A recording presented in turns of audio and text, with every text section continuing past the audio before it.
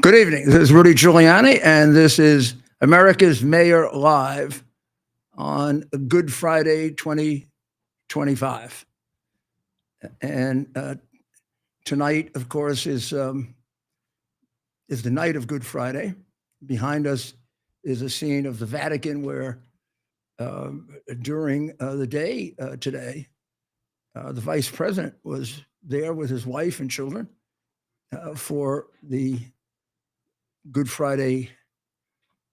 Really, one would call it a service rather than a mass, because the Eucharist is not consecrated today. Eucharist will not be consecrated again until Easter. So whatever communion was given today was consecrated last night at the Holy Thursday services. This is a very, very solemn day. The saddest day, I would imagine, in the Christian calendar, one would have to say. And of course, it's going to lead very quickly to the most glorious day in history, which is the resurrection of Jesus Christ. But before the resurrection, unfortunately, was the passion and torture of Jesus to expiate for the sins of all of us. And it's a service that's developed.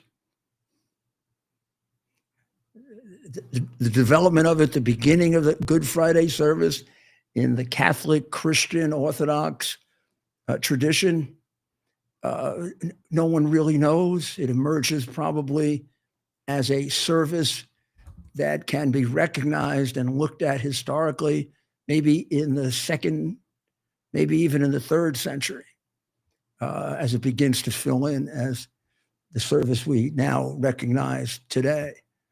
But of course, the day was a highly solemn one from the moment of the time it happened until today.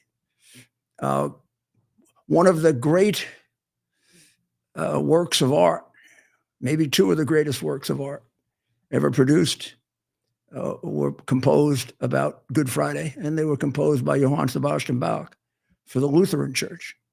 And we're going to play the very beginning of his first Passion, which he wrote as a very young man. Apparently, he wrote this in a few hours. Music scholars will tell you this, and the St. Matthew's Passion and the B minor Mass are probably the most complex pieces of music written by anyone. Many, of course, believe that Bach was the greatest composer. There are endless debates about greatest composer. He was probably the most intellectual composer. His music is extraordinarily complex. Now, you don't feel it, but when you listen to it over and over again, as I have, there are times when there are 6 different, I don't know what to call them, melodies, tunes going on at once, called counterpoint. So it began with only 2. But Bach was such a genius, including a mathematical genius, that he would do 4, 5, and 6. He taught his children. That's the well-tempered clavier, of which there are 48 different pieces that pianists have to learn, and then he has the piano duets and trios. Now, you think of a duet as 2 pianos, right? So he thought of a duet as, you play one thing with the right hand, you play another thing with the left hand, and then you play another thing with the pedals.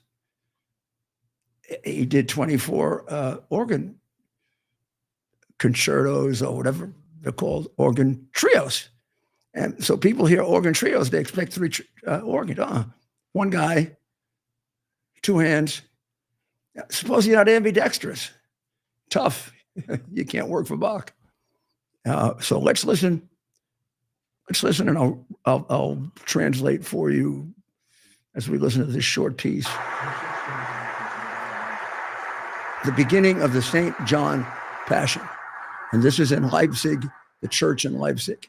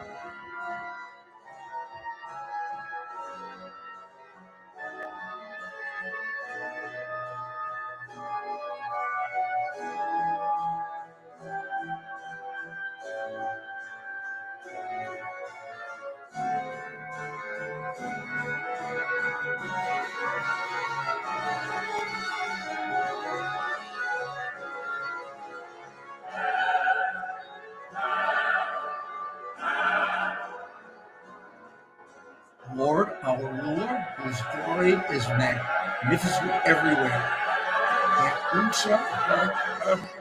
Dessen Ruhm in allen Rahmen herrlich ist.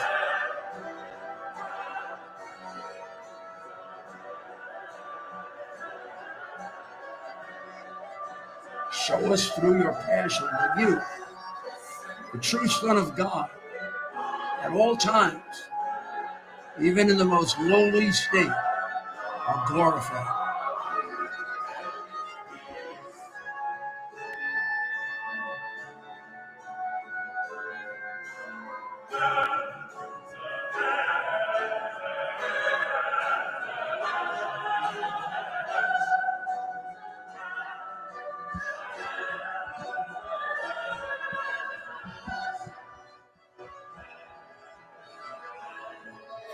Well, this is the very, very beginning of a musical version of the Passion of St. John, which is read in all Christian churches on Good Friday. And this is relatively, for a Passion, this is relatively short. You may not think so, but less than 2 hours. The St. Matthew's Passion, which is not necessarily the greater one, but the bigger one, is 3 hours. This Passion has also had an unfortunate history in particularly in Eastern European countries. The portion of the Passion, when they reach the gospel, where Pilate gives the crowd a choice of crucifying Jesus or not, they yell out in the gospel, "Crucify him, crucify him." And at that portion, in this exceedingly emotional work, it would often lead to misguided Christians going out into the streets of Poland, Czechoslovakia, beating up Jewish people. It's where the whole concept of pogrom began. And the Vatican Council changed, to some extent, the not necessarily the wording, but the context in which that is now presented. And it is presented in a historically accurate way, but not in as dramatic a form. And it's a tragedy that this greatest story probably in the history of the world, and one of the greatest pieces of music in the history of the world, led to a certain amount of anti-Semitism, which can show you that anything really good and beautiful can be turned into something bad. But Today is a feast for everyone, because whether people accept it, don't accept it, which they don't have to, of course, Jesus died for everyone. And he died to save everyone, and then created a universal church, hence the name Catholic, which means universal, for everyone. Peter became the first pontiff, the first head of the church. If history is correct, he's buried right below that big dome way down in the ground in that part of Rome. He was crucified upside down because he had betrayed Jesus 3 times, as will be told in this story of St. John and all of the Gospels. Peter did not believe he was worthy of being crucified the way Jesus was crucified. And he required them to crucify him upside down. And at the time, he was the acknowledged leader of the church. And when he was lost, there was a great feeling of who is going to succeed. And that's how the whole idea of a pope emerged. Tu es Petrus. Jesus, during his life, at one of his sermons, interrupted it, walked up to Peter and said, Tu es Petrus. You're Peter now. You're the rock on which I'm going to build my church. And he admonished all of his other apostles and disciples that Jesus had selected him as his successor. So when there is a selection of a new pope, you will hear over and over again a beautiful, beautiful Latin hymn, Tu es Petrus, as the pope is brought in to be, I guess, crowned, coronated. It's the only time he wears that big hat, big thing. It's like, I don't know how to describe it, actually. I'm telling you, we need more of this. Whether you believe in God or you don't believe in God, I always tell everyone you're better off with a world where people believe in God. They're going to be better people. Sorry. It's just the human mind and spirit has been searching for this answer, I suspect, from the moment we had consciousness. There is probably no other question that really perplexes us, drives us. Maybe it could be summed up as, what's it all about? Why are we here? Is this it? Or is this part of a plan that, because we are limited in our knowledge, is beyond us? And of course, the whole structure of Western civilization has been built on that inquiry. What's life? What is it about? What is it for? What's the purpose of it? So you go from the Greeks to the Jews, and the laws laid down by Moses and the monotheistic God, and then to Christianity and God becoming man, and the elevation of the human being to a level in this civilization, Western civilization, that no other has ever achieved. It's not to be in any way negative to anyone else. History is history. It has to be evaluated honestly, not in a hypocritical, euphemistic way. There's just simply no other civilization that honors humanity like Western civilization. And there's a reason for that. There's no other civilization in which the core belief is that the Creator became man. Well, how valuable is man? Because of our free will and our sometimes wayward spirit, we don't live up to it. We're capable of it. So Jesus' sacrifice today is to all give us an equal chance and not be burdened by some kind of predetermination or predestination, so that we can make our way to God.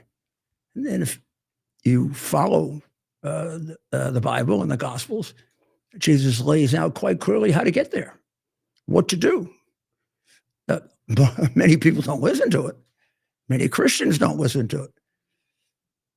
But it's quite clear how to get to heaven. We'll talk about that maybe near the end. So moving from that, we'll come back to it, because I saw Benny Johnson, who I think everyone knows Benny Johnson, but we're gonna play a couple of his really ingenious, beautiful, what do you X's, tweets, whatever you call those things now. But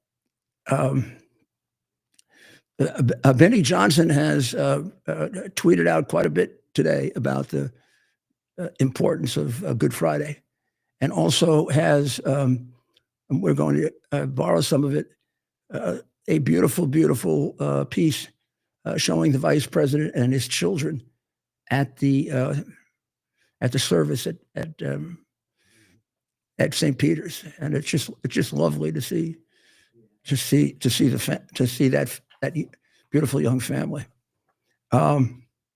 So let's begin with a story that's been dominating the day. It really is remarkable. Senator Van, whatever his name is, has really scored quite a coup. It looks like there's a good chance. You know how everybody is looking at the president and they're trying to figure out how are the tariffs are going to be with the EU. And you remember all those companies that came to America to build cars? We're up to 11 of them now. Remember how big that was? And how about the super chip company, the South Korean, Taiwanese company that makes the most sophisticated chip in the world? They're going to make them in 4 different places in America now. These have all been big gains that, of course, you don't learn about because the press lies and hides and deceives. And it's almost as if we have, when you're thinking about religion and theology, it's just like we have Satan working among us here, right? To change everything. So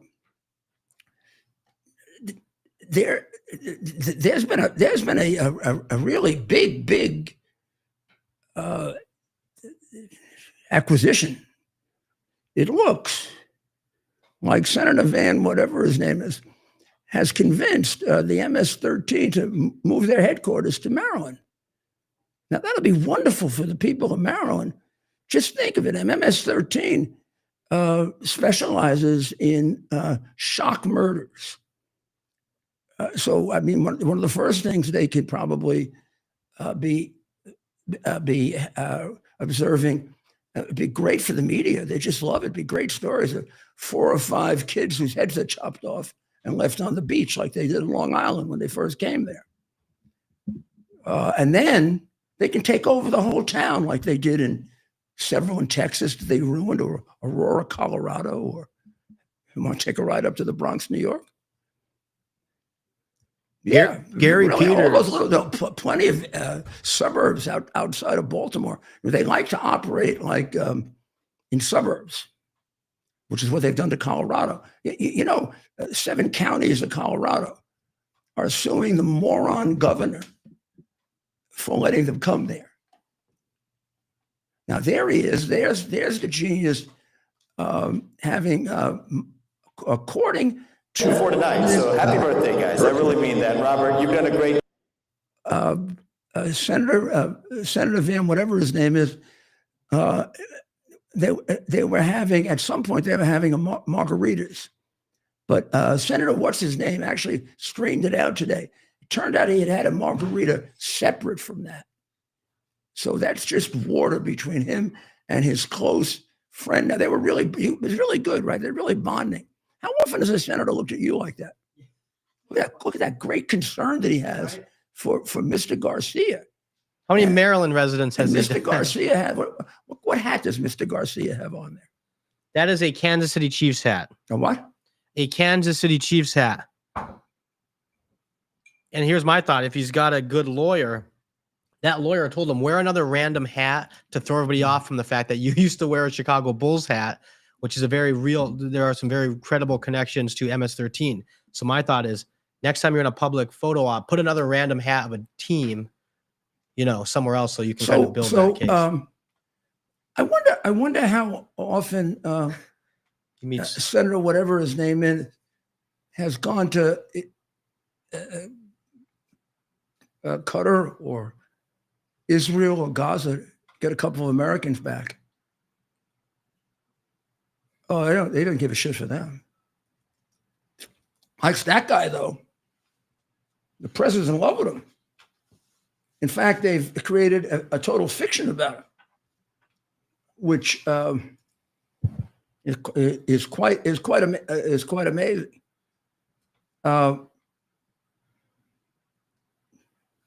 President Berkeley had an interesting comment about this.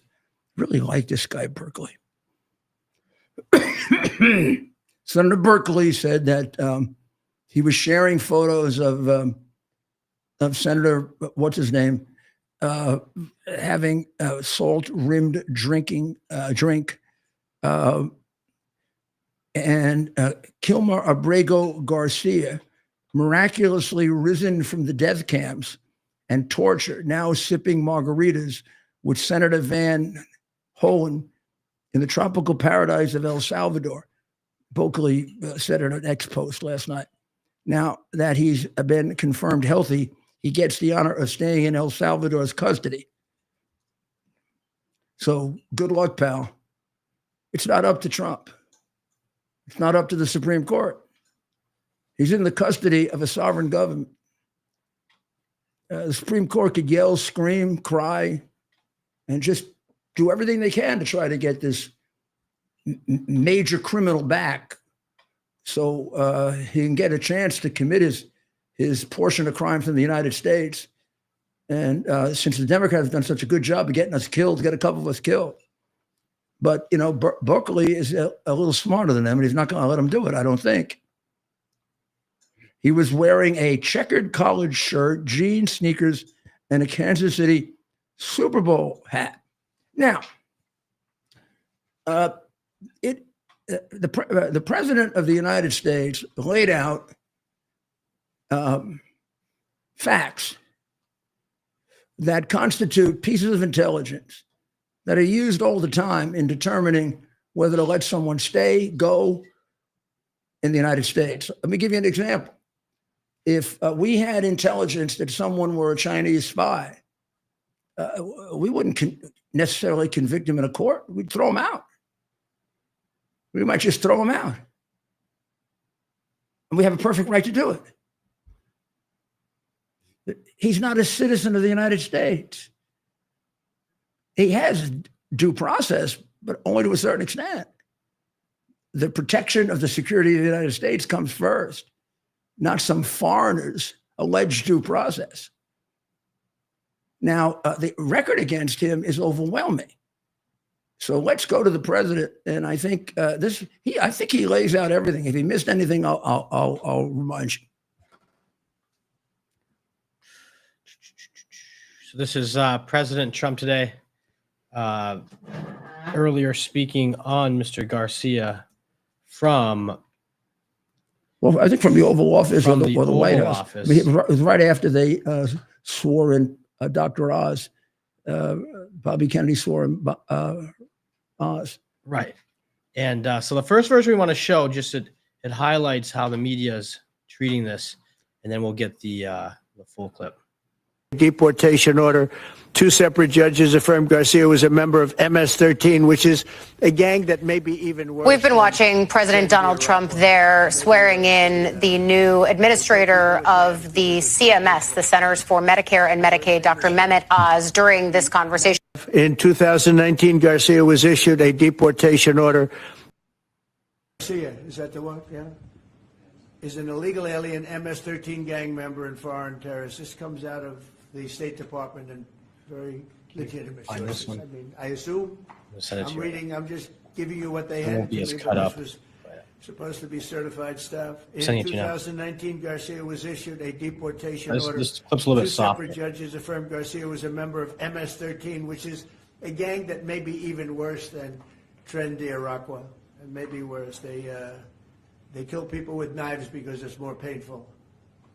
Very famous for the knifing and killing of two young 16-year-old girls walking to school one day, and they sliced them up into little pieces and killed them. That's MS-13. And two separate judges affirmed Garcia was a member of MS-13. When Garcia was originally arrested, he was wearing a sweatshirt with rolls of money pouring out, an MS-13 gang symbol, that he was driving with two other known violent MS-13 gang members, two of the most violent members that we know of in the MS-13 gang of thugs. In 2022, Garcia was stopped by the Tennessee Highway Patrol and was found to be transporting 7 people from Texas to Maryland, and he had no driver's license. He was driving violently. In 2020 and 2021, Garcia's wife filed for a protective order from him and said he was violent and abusive and really scary, including allegations that he punched and scratched her on the eye, left her bleeding after throwing her laptop on the floor at her, ripped her shirt, and ripped off her shorts. He then grabbed her arm, leaving very severe marks. Garcia's wife also wrote in court, "At this point, I am afraid to be close to him. I just don't want to be close. I have multiple photos and videos how violent he can be and all of the bruises that he's left on me." She just couldn't get anywhere near him.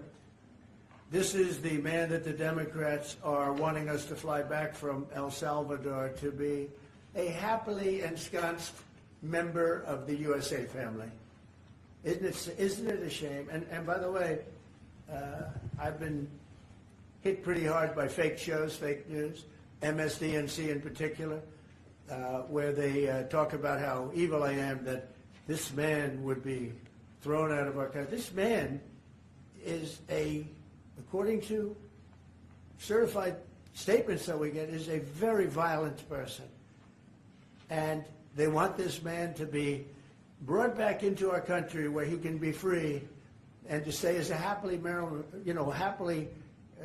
they call him the Maryland man. He's a Maryland father. No, this is a violent person.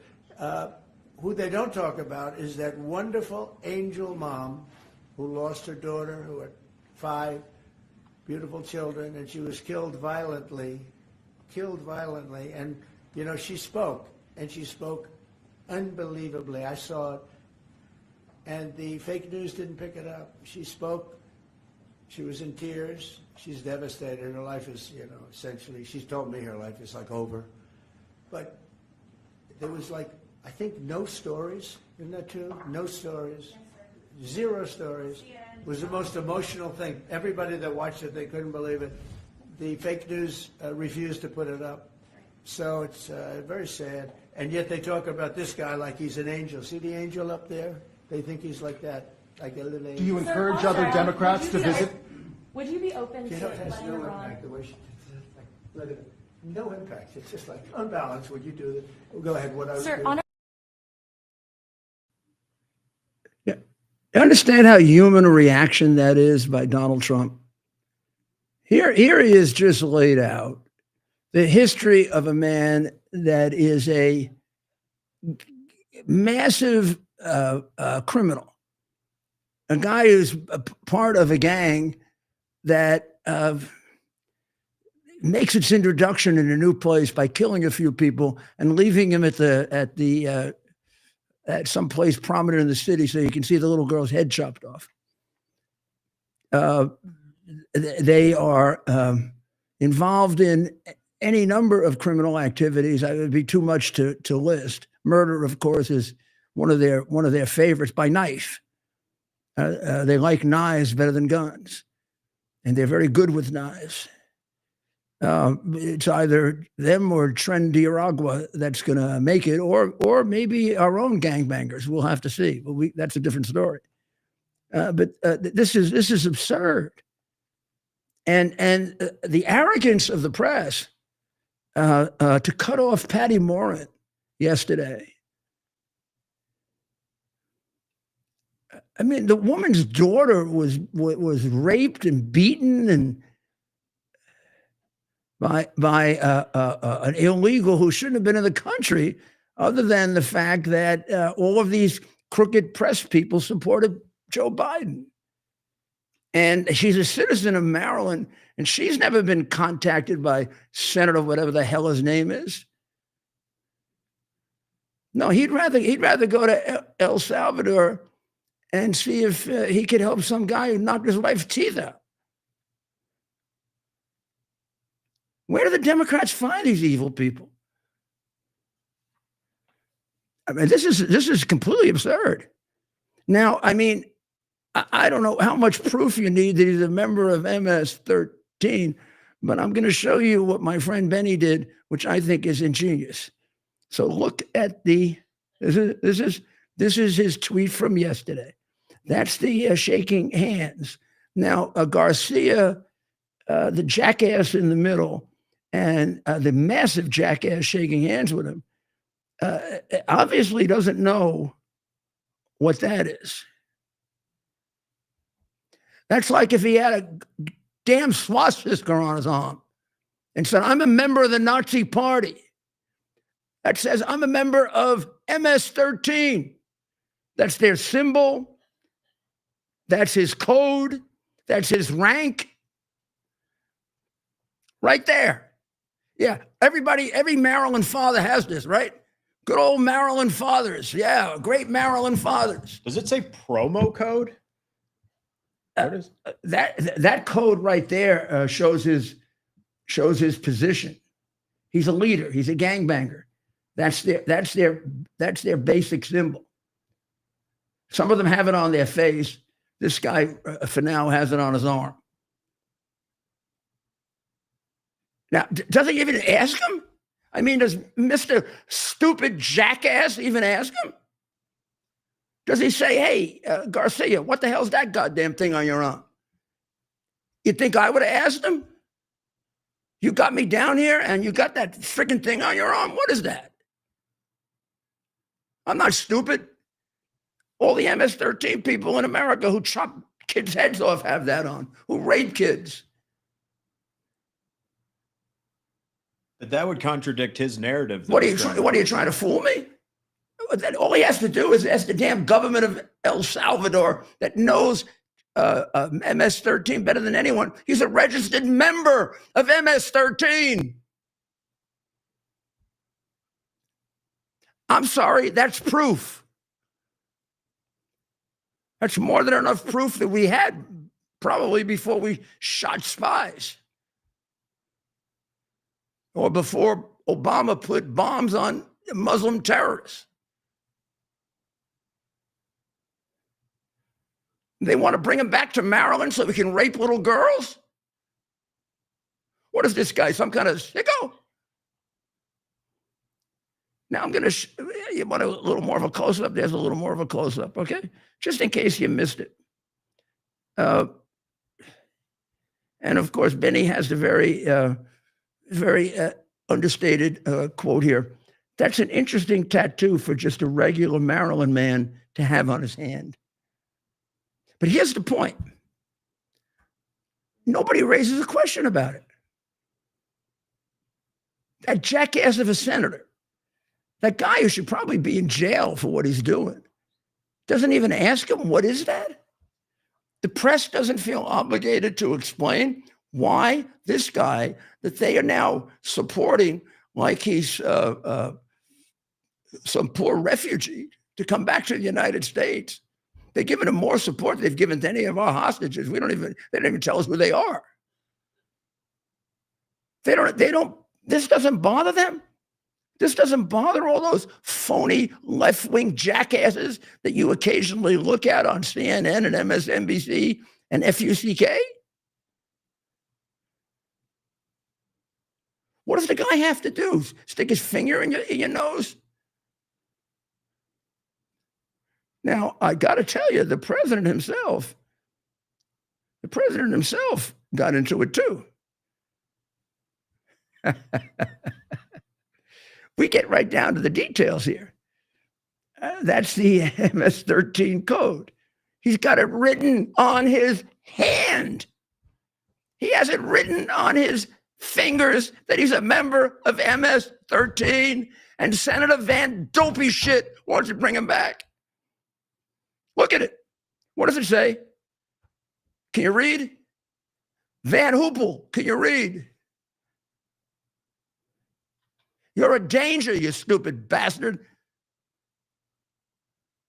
You're an absolute danger to the United States and to the people of Maryland, and they're damn stupid for electing you and the other hooples they elect. No wonder they have so much crime in Baltimore. Poor people. Every politician ever represented Baltimore was stealing the money that should have gone to the black people. It says MS-13 on his hand. I never had somebody that's with some. John Gotti didn't have mafia on his hand. Fat Tony didn't have mafia on his hand. And then all of those wonderful skulls, and obviously a real Maryland man, a true blue Maryland wife beater. Now, she shows up on the phony, one of those. I didn't even know they had these morning shows anymore. My ex-football hero is a pathetic creature on one of those. Strahan. What? Strahan? So Strahan puts the wife on today, and she talks about what a wonderful husband and father and blah blah blah blah blah blah. Then, thank you, Michael. You got the guts to ask her, what about the orders you got against her? By the way, there are 3 over a 2-year period in her own handwriting, in which she said she was deathly afraid of him. He scratched her, he knifed her, he beat her, punched her in the jaw, hurt the kid. He asked her about that. Against your husband in 2021. Were you in fear of your husband?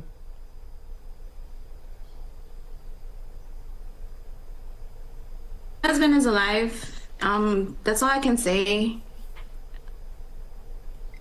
Okay, and I'm not going to push on that apparently. Okay. But how much hope? It's okay. You can bullshit everybody. It's okay. You can lie. It's okay. Yeah. Doesn't that make everything else you just said a lie? What the hell is wrong with you, Michael? Do you have a soul? You got kids? You got grandkids? You want her damn husband back here? What the hell is wrong with you? I knew you. You were a football player. You don't say to her, the whole interview is canceled. You better answer that question. Why the hell did you say he was a goddamn vicious animal? And why did he have MS-13 on his, why did they ask her? Did you ever see the MS-13 on his hand? Like when he's hitting you with his fist. Did you see the MS-13? What are we, suckers? You got to be really stupid to fall for that Michael Strahan bullshit. And Michael, you're a damn coward. Football player, big tough football player. You're afraid to ask what, they're going to take your job away? You make $50 million for lying and bullshitting anyway. But where's your conscience? See, that's what you saw on the face of the president today. When he finished a litany that discussed a normal man or human being, He looks at the press and all they want to do is move on to something else to nail him. That's not true. They don't care. They don't care that he's got MS-13 on it. They don't care that he's got MS-13 here. They don't care that his wife is, you look at that woman, look, I've dealt with a lot of domestic abuse cases. You tell me that woman isn't scared out of her mind? You don't think she's being watched carefully by MS-13? Wow. I knew this was going to be hard when he got elected. And I knew it would be, thank God we turned it around. But every day, their capacity for evil, the press I'm talking about, just shocks me. What I saw there in Michael Strahan makes me want to vomit. Oh no, that's okay. That's okay. Yeah, we'll take the risk on taking him back, even though it may be true that you're completely lying and he did beat the living shit out of you. Because that's what happened with women, Michael. Don't you know that? Or are you stupid? What, just X's and O's in the head? You don't know that women, this is a constant problem for women? Huh? You don't know that they it's a form of Stockholm syndrome. She's frightened out of her mind. Does she really think that we can protect her when we got judges that are begging to bring him back? The woman's got to be confused as hell.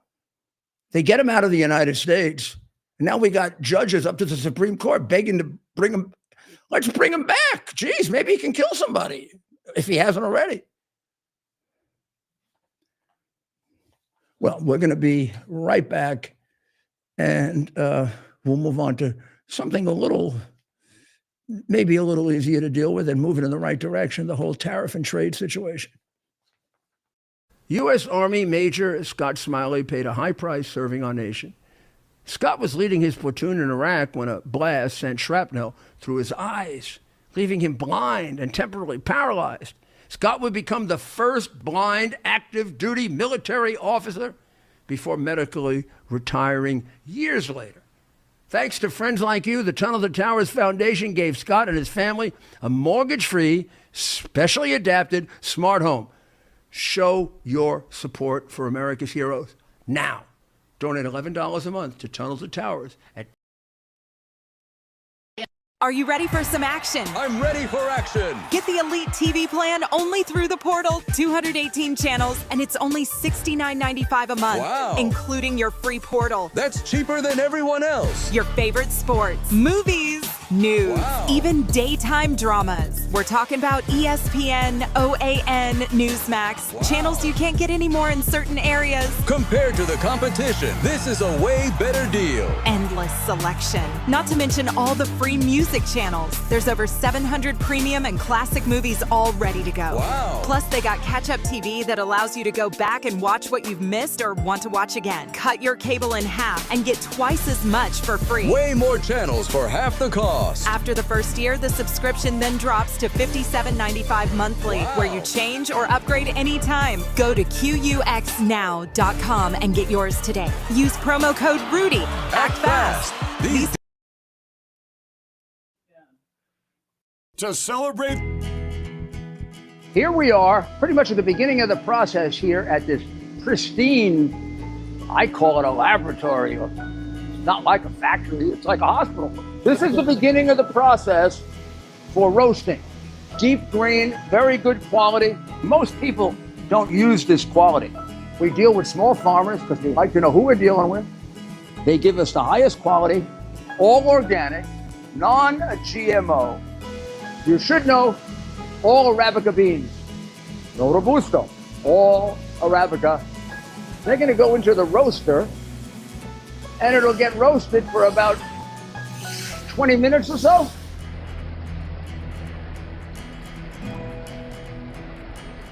Oh my goodness, look at these.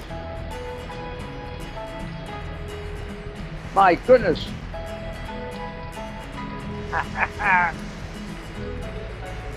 You're going to want to specially order these.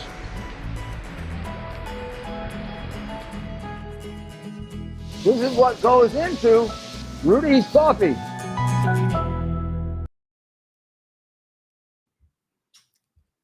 Just in case you might feel that we're treating the MS-13 gang banger, wife beater, violent criminal, twice determined MS-13 member. The confusion here comes about because when he was going to be deported, it was said that if he got deported, he would be killed by another gang. This is the judge who let him off the hook. He'd be killed by another gang in El Salvador. Now, first of all, that's again more proof that he's a member of MS-13, because the evidence they had was this was a gang that was in conflict with MS-13. Berkeley has made clear that gang has now been extinguished. It doesn't exist anymore. And since he's going to be in prison for the rest of his life, they're never going to be able to touch him. So that judge's ruling, which is two, ruled that he was MS-13, he should go back. One ruled that he's MS-13, but you can't send him back because they're going to kill him. Now, it's a little strange ruling. Usually it means that you can't send him back because the government's going to kill him. He's going to die because of political persecution, not because he's a mafia member and another mafia family is going to kill him. But that's what the judge ruled. But apparently that mafia family has now been eliminated. And finally, he's going to be in jail. So that judge's ruling means nothing at this point. But nobody's telling you that. Why should they? Now, just in case we confused you, here's what we're not sure about. And so when I showed that to you, I said, it says MS-13. To me, it does, because that's what those four symbols indicate. But I do believe that the MS-13 was put there in order to interpret those for you. So what you're seeing there is, those symbols are real, and we believe that MS-13 were added. Let's put it this way. If I were trying him, I'd put him on a witness stand, and I'd have him put his hand out. And I'd call an expert, and I'd have the expert look at his hand. Have the expert say, what do you do for a living? I'm a drug enforcement agent. How long have you been a drug enforcement agent? 25 years. Have you done drug enforcement in El Salvador? Yes, I have. Do you know of the MS-13 gang? Yes, I do. Do they have specific symbols in which they are able to identify their members? Yes. I want you to look at that group of symbols. As an expert who's done this for 25 years, can you tell me what that means? And what he would say is MS-13. Now, I think the president may have thought it was MS-13. Now, maybe it is. I don't know for sure. I can't be sure, but I'm most likely it's the four symbols, including the skull and crossbones, the pathetic cross, and these are all symbols of MS-13. Well, M, marijuana leaf, S, smiley face, and so we'd have to see the 13. Cross and skull and crossbones. Skull, yeah. And then, of course, he makes it easy for you because it is. No, I'm not going to play that. Right? Right. I mean, what else do we need? What else? Right. Okay. So. Wow, Mayor. I still don't believe it. I don't believe that Michael Strahan did what he did with that woman. Let her mislead the American people on an enormously important subject.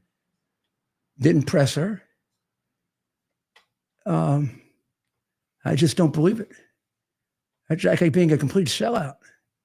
And the senator is something beyond comparison to anything. I mean, He's like, everything is that you think is wrong with politics. Wow. He doesn't even ask him what those things are all about. Well, the President Trump is now quite confident that there'll be a tariff deal with the EU, both a trade and tariff deal, if there's really a distinction between the two. There is, because remember, in many cases, the president is concerned not only about tariffs, but about other restrictions that are placed on us that are not denominated as tariffs, but they have the same effect. In other words, if we're going to sell something to them, they put a 35% tariff on it. And then they also say, we have to employ 35 people, or we have to employ 50 people, or we have to invest X, or we have to do this, or we have to do that, all of which raises the cost beyond the natural cost of producing the item that we're producing, while that's not happening to them. Now, you can't do this with the whole world and expect to have an economy that can dominate the world, which it has to prevent China from dominating the world. I wish you would understand the stakes that are here, because the Wall Street Journal doesn't get it at all. They might as well bang their head up against a stone wall. So after the meeting with Georgia Maloney, there seems to be a breakthrough in the discussions with the EU. Now, it's hard to say because there are so many going on. It's going to be interesting to see which one gets to the finish line first. Japan thinks they're going to be the first one to get to the finish line. Now, Georgia Maloney could get to the finish line if she wanted to do it for herself. I mean, he would give Italy a very, very good deal, as he should, because they'd give us a very good deal.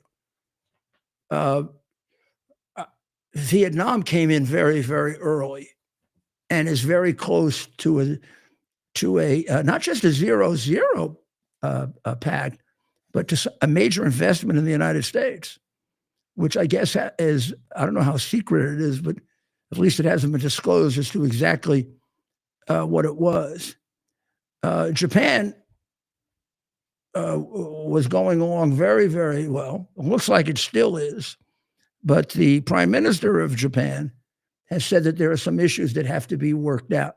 I think he was worried that it looked like he was being a little too easy. But on the other hand, he's scheduling a visit to the United States and expects to be able to work out an agreement by then.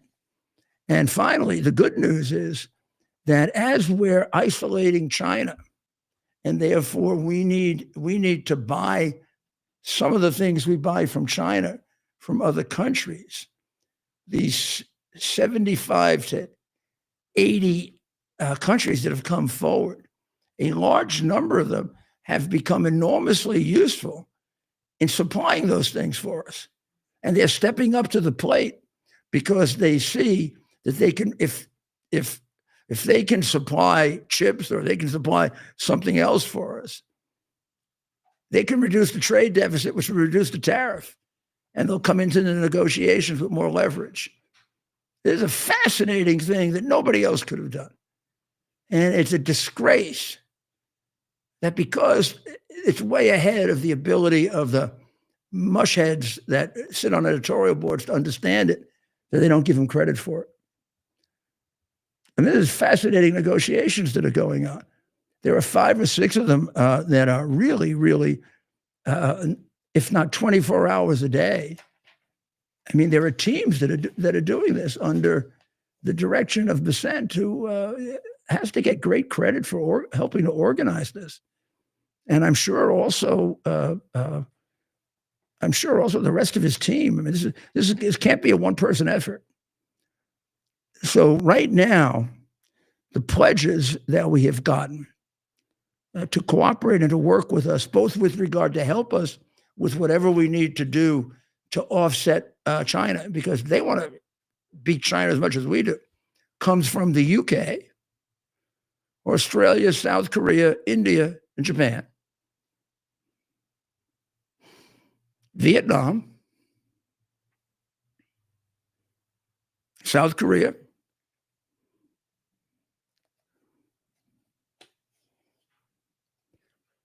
Actually, the South Korean top economic officials are coming in on Monday.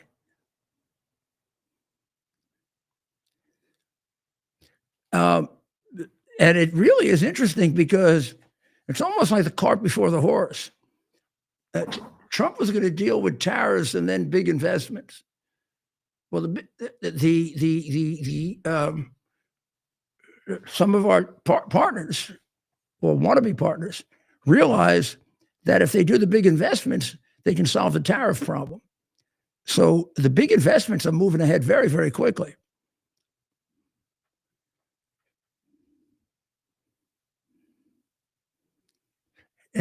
India has said it aims to nearly quadruple its current trade with the U.S. Well, there can't be anybody that's more worried about China than India. They get it. The editorial boards don't get it. They get it. That's why the guy's running a country and they're running a putrid newspaper. The EU has already raised the purchases of LNG, American liquid natural gas, and soybeans. And Trump has actually given them a goal.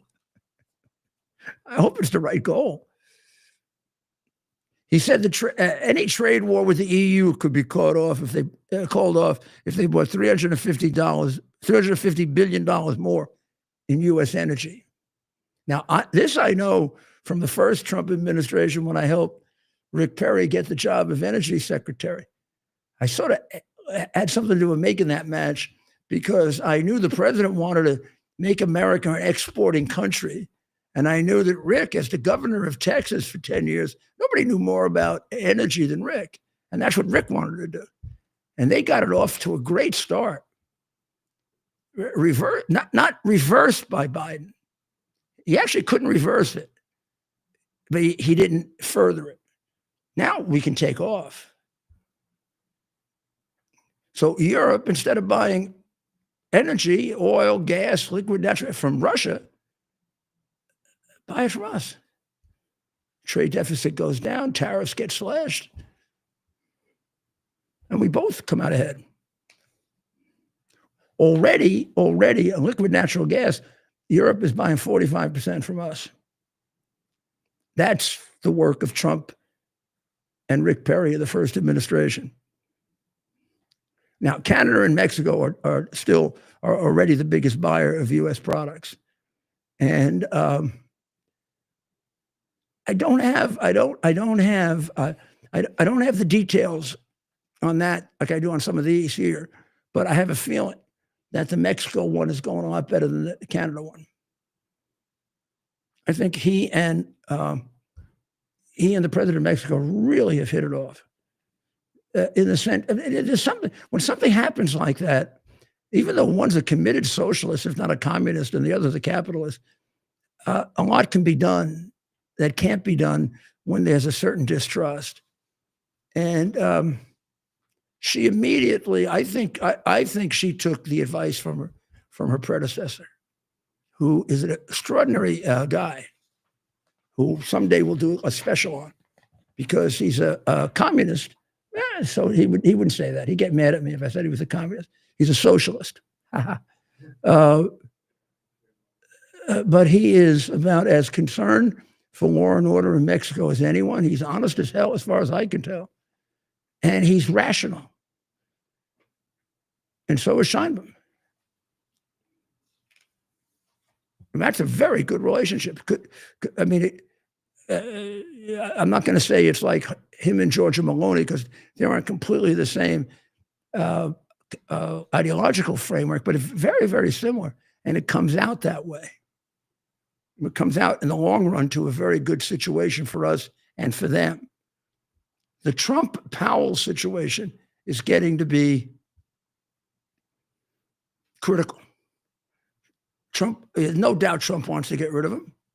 There's no doubt he's political as hell. What he did at the end of the Biden administration was disgusting. Of course, the press will never tell you that. He won't do a damn thing for Trump except to try to hurt him, because he doesn't give a damn about the United States. He just gives a damn about his pride. And he should give the president the person he wants. The problem is, I'd rather not see the president take on that battle right now. And I kind of agree. I know that he's getting advice on both sides, and the Secretary of the Treasury, and I don't know who else lines up that way, are telling him not to. Not worth the gain is not worth the loss. And there are others arguing the opposite because he really is an obstructionist. I think they're right. I think the interest rates are important, but I don't think they're critical. I think we can get by. And we get him out in a year and a half anyway. And he'll be a lame duck starting at the beginning of next year. They're already interviewing people for the job. So I don't know that I take on that battle, but I'm not in the middle of it, and I don't know everything that's at stake.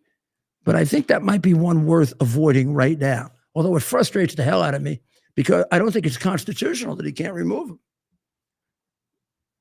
him. He's one of these people that is appointed to an agency that is an extra-constitutional agency.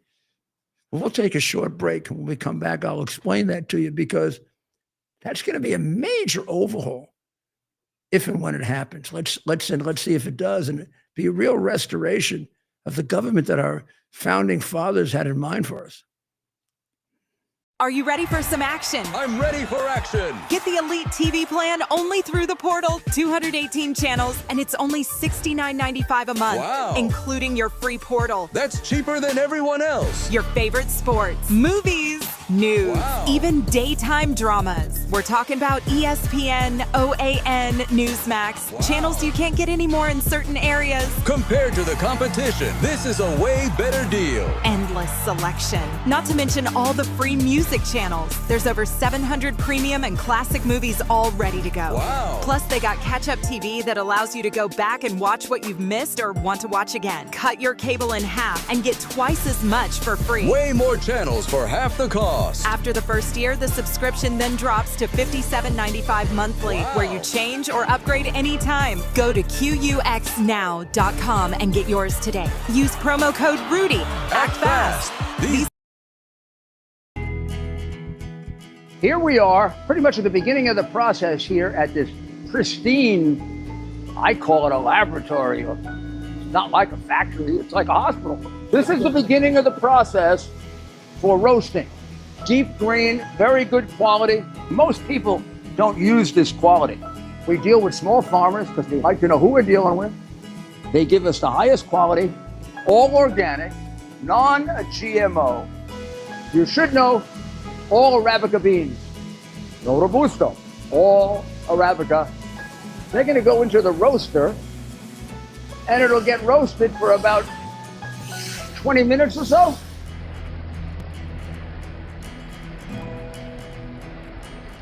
Oh my goodness, look at these. My goodness.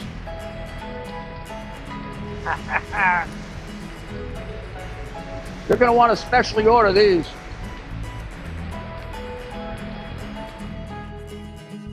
This is what goes into Rudy's coffee.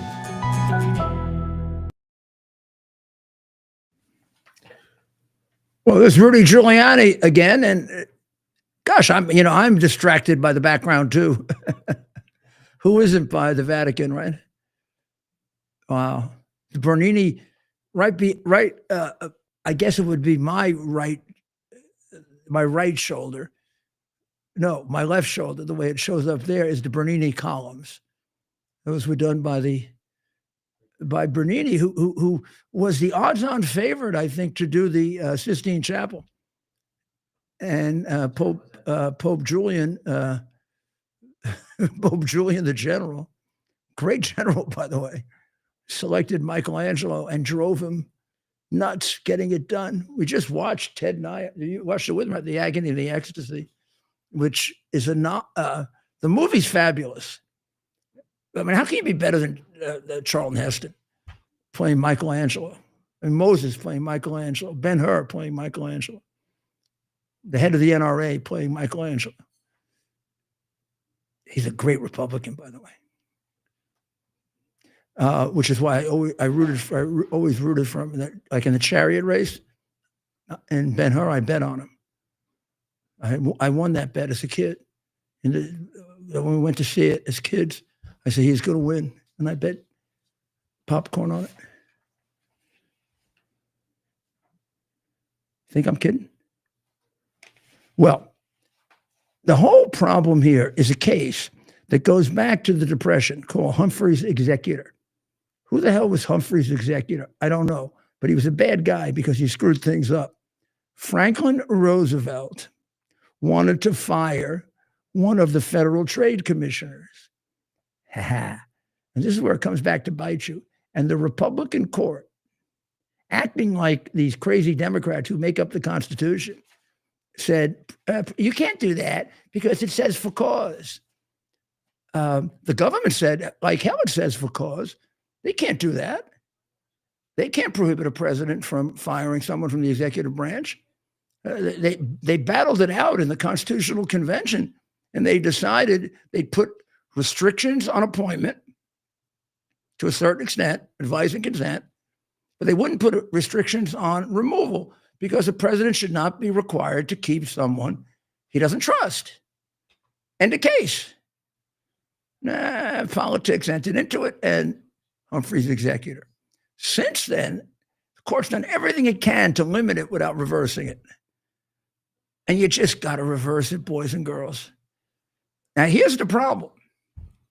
There's no difference between the provision with the FTC saying you can only remove for cause and the Federal Reserve only remove for cause. But somehow these guys, they're like this Federal Reserve thing, they're like judges. They think they have like supernatural appointments. They're like,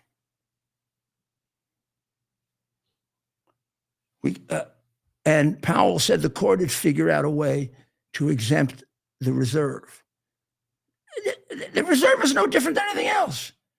It's an executive branch agency. If the court says that the for-cause requirement is unconstitutional, with regard to the FTC, it's just as unconstitutional with regard to the Federal Reserve.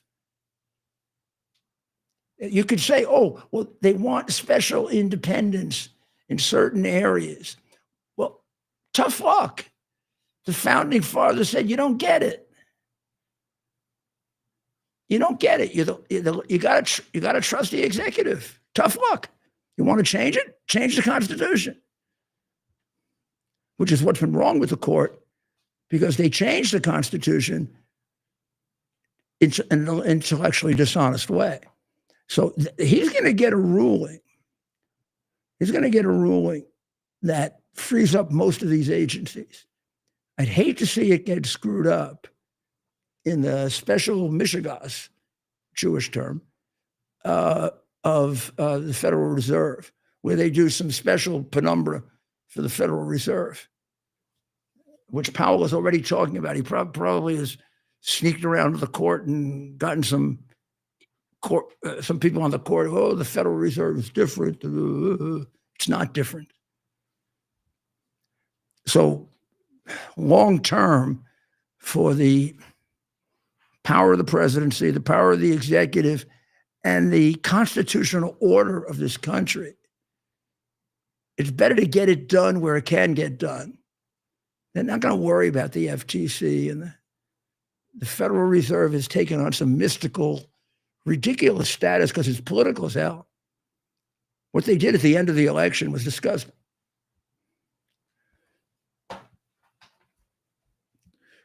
And he can, Powell, interest rates would help.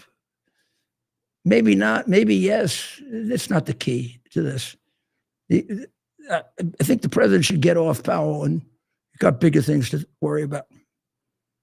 Maybe the guy will get tired of being attacked every day. We'll see. He's getting very, very skinny. Did you see that? How skinny he's getting? Yeah. He turned sideways the other day in a shot. I couldn't even see him. No, seriously, he disappeared. Like he was walking like this. He went like that. I couldn't see him.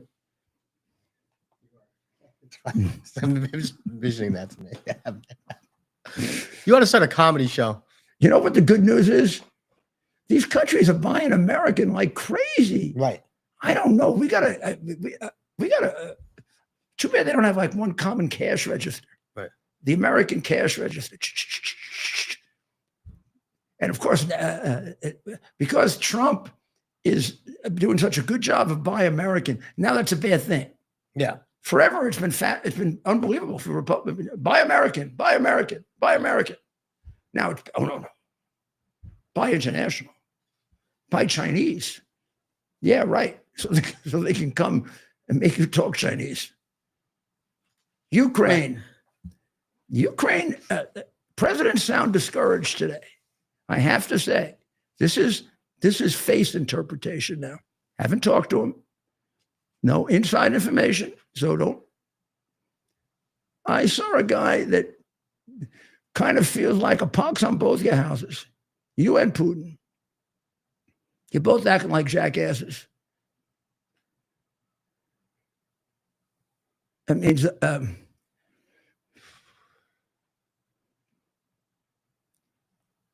and it does seem like a very, very tough problem to solve. He could do it, but they're going to have to motivate him to do it. And of course, he can only do it if they want to do it. If they don't want to make peace, I mean, why the hell? It's not his war. This is Biden's war. He did not start this war.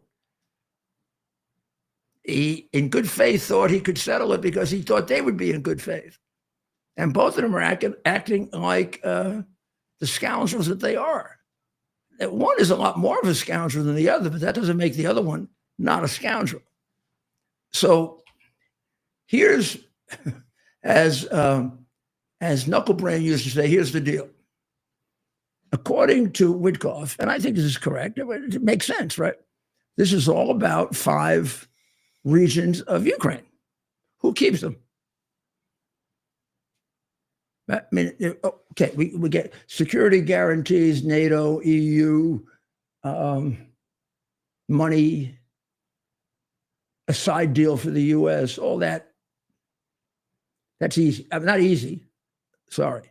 That's all very complicated, but that can be done. The real question is, you've got 5 regions here. And since Kamala Harris didn't know what they were, let me show them to you on a map and let me tell you what they are. Because this is one country I really know very, very well. Spent a lot of time up where you see that arrow in Kharkiv. Kharkiv is up here, up where that arrow is, a little south of that arrow, my Kharkiv. And it's so far, so good. It's staying Ukrainian. So now, these are the regions we're talking about. These regions were, some of them were taken in 2014, but not solidly. When he went in now, he took them. I mean, some of them were big battles. Like you'll remember if you follow this. In fact, they still haven't taken all of Donetsk. So let's begin. Luhansk is the one on the border. Donetsk is right here. And you can see that a portion of Donetsk, the northern portion, is still in Ukrainian hands.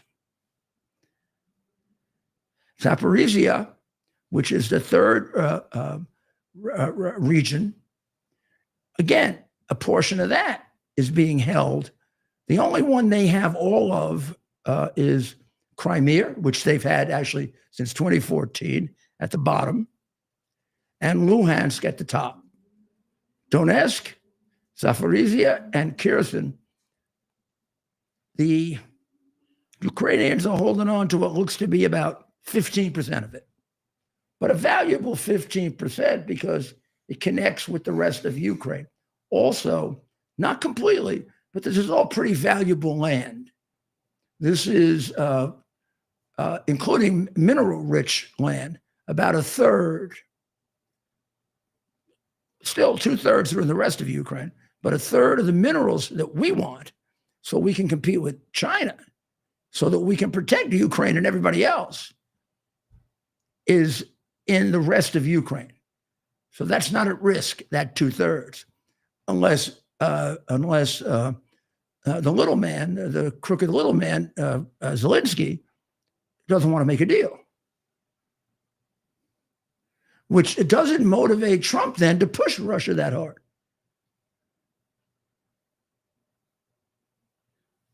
I mean, this isn't his war. Well, he's got to come out of this with a solid solution that ends the war, creates security for Ukraine, and gives us the ability to obtain the minerals that we're going to need for the long battle with China. So Putin has given him a very hard time on giving up any of that territory. And Zelensky is double dealing him on minerals. So, I mean, I don't know. There's a point at which the president of the United States says, fine, I think it's terrible. I'll pray for you every night, but I can only do so much. You want to keep killing each other, keep killing each other. I think it's disgraceful, and I think both of you are going to go to hell, but what can I do about it? I think he's almost at that point. Simple answer. Zelensky's got to be willing to become a partner with us on the mineral rights. He's got to make this, and it isn't just economics, this is national security. This is so we quickly get ourselves in a position that we don't have to count on China. We can do it like that. Zelensky doesn't give his stats, screw him. A little creature of crooked Ukrainian oligarchs. That's what he is. Trump knows that. I know that. I know the file. You don't know the file. And someday I'll tell you the whole thing.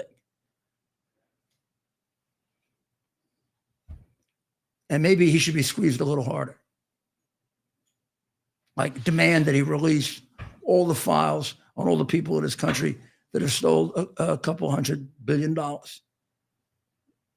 which he knows, and he's shaking them down. Putin's got to be convinced to give up some of that territory. And he's got to give up some of the territory that's valuable, not garbage land.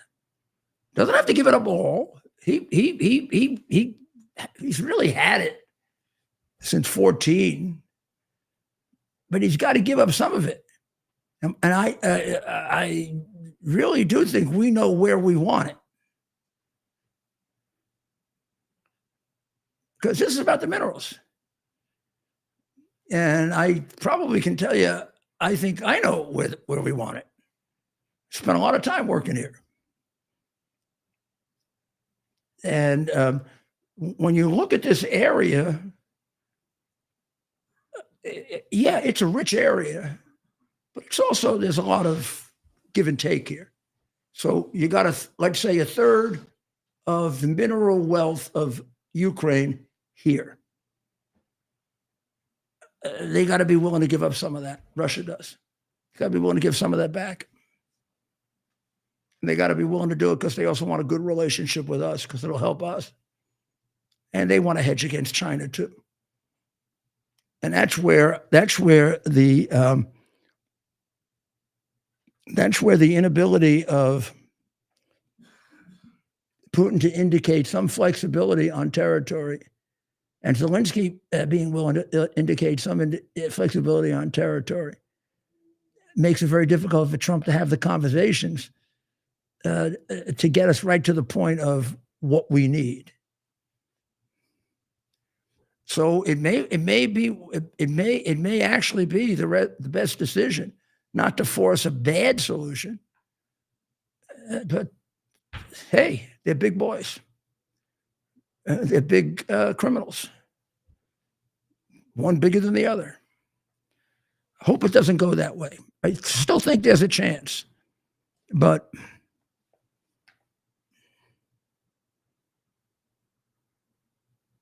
time is not on our side here. The Florida state murderer murders, rampage. What do we call that now? When they do that, that's horrible. I mean, it's just horrible.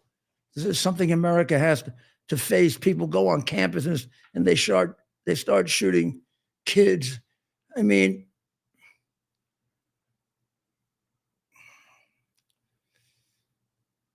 this frightens all the kids on every campus. So, Ted, think back when you were in school, right? Right. So now you're in school and you find out that another school somewhat similar to yours, Right. And these have all been all different kinds of schools, big ones, little ones, private ones, Christian ones, not Christian ones. Right. So there's nobody that can sit there and say, gee, I feel immune. Right. So all of a sudden you're sitting there and it's 12 o'clock yesterday. Yeah. And I don't know, we used to have lunch, Yeah. We'd all get together for lunch, right? Yeah. All the boys. Cafeteria. We'd go down to the cafeteria. We throw things around. Yeah. Do stupid things. Right. And all of a sudden, somebody says they just shot up 5 kids in Florida State University. Immediately, you identify. You can be a college in Michigan. You can be a college in New York. You can be a college in California. You can be a college in Texas because it's happened at all those places. Right. You say to yourself, "Oh my God!" Right, and that's when you start. Then when you start questioning, safe. Right. Well, and then I remember, I'm out of school maybe 10, 15 years. You think immediately, are we also a gun-free zone? Yeah. Right. You start thinking, and so one thing I pushed for. I was a student government president at my school for 2 years, and one thing I didn't go. I got out of college before they had guns. So, well, no, but that I would like to ask you. That is interesting, right? Because that wasn't a problem. You never even thought about that. It never even occurred to me that they would come on the campus of Manhattan College and start shooting us. I thought if they did, we were capable of beating them Yeah, up. and it'd be like us and the brothers. And the brothers were so strong when they hit you. I figured they could beat off anybody. Right. There's got to be something. Did anyone carry weapons that you knew? In New York? Yeah. No. I mean, people used to ask me, when I ran for president, and I'm fine with gun rights, but they said, "Did you ever go hunting?" I said, "Well, not in New York. You only go hunting for people in New York." What am I going to go hunting for? Rats and with a pistol? Go hunting for rats in the subway. Boom, boom. Right. And then you probably miss a rat and shoot somebody's toe. Right.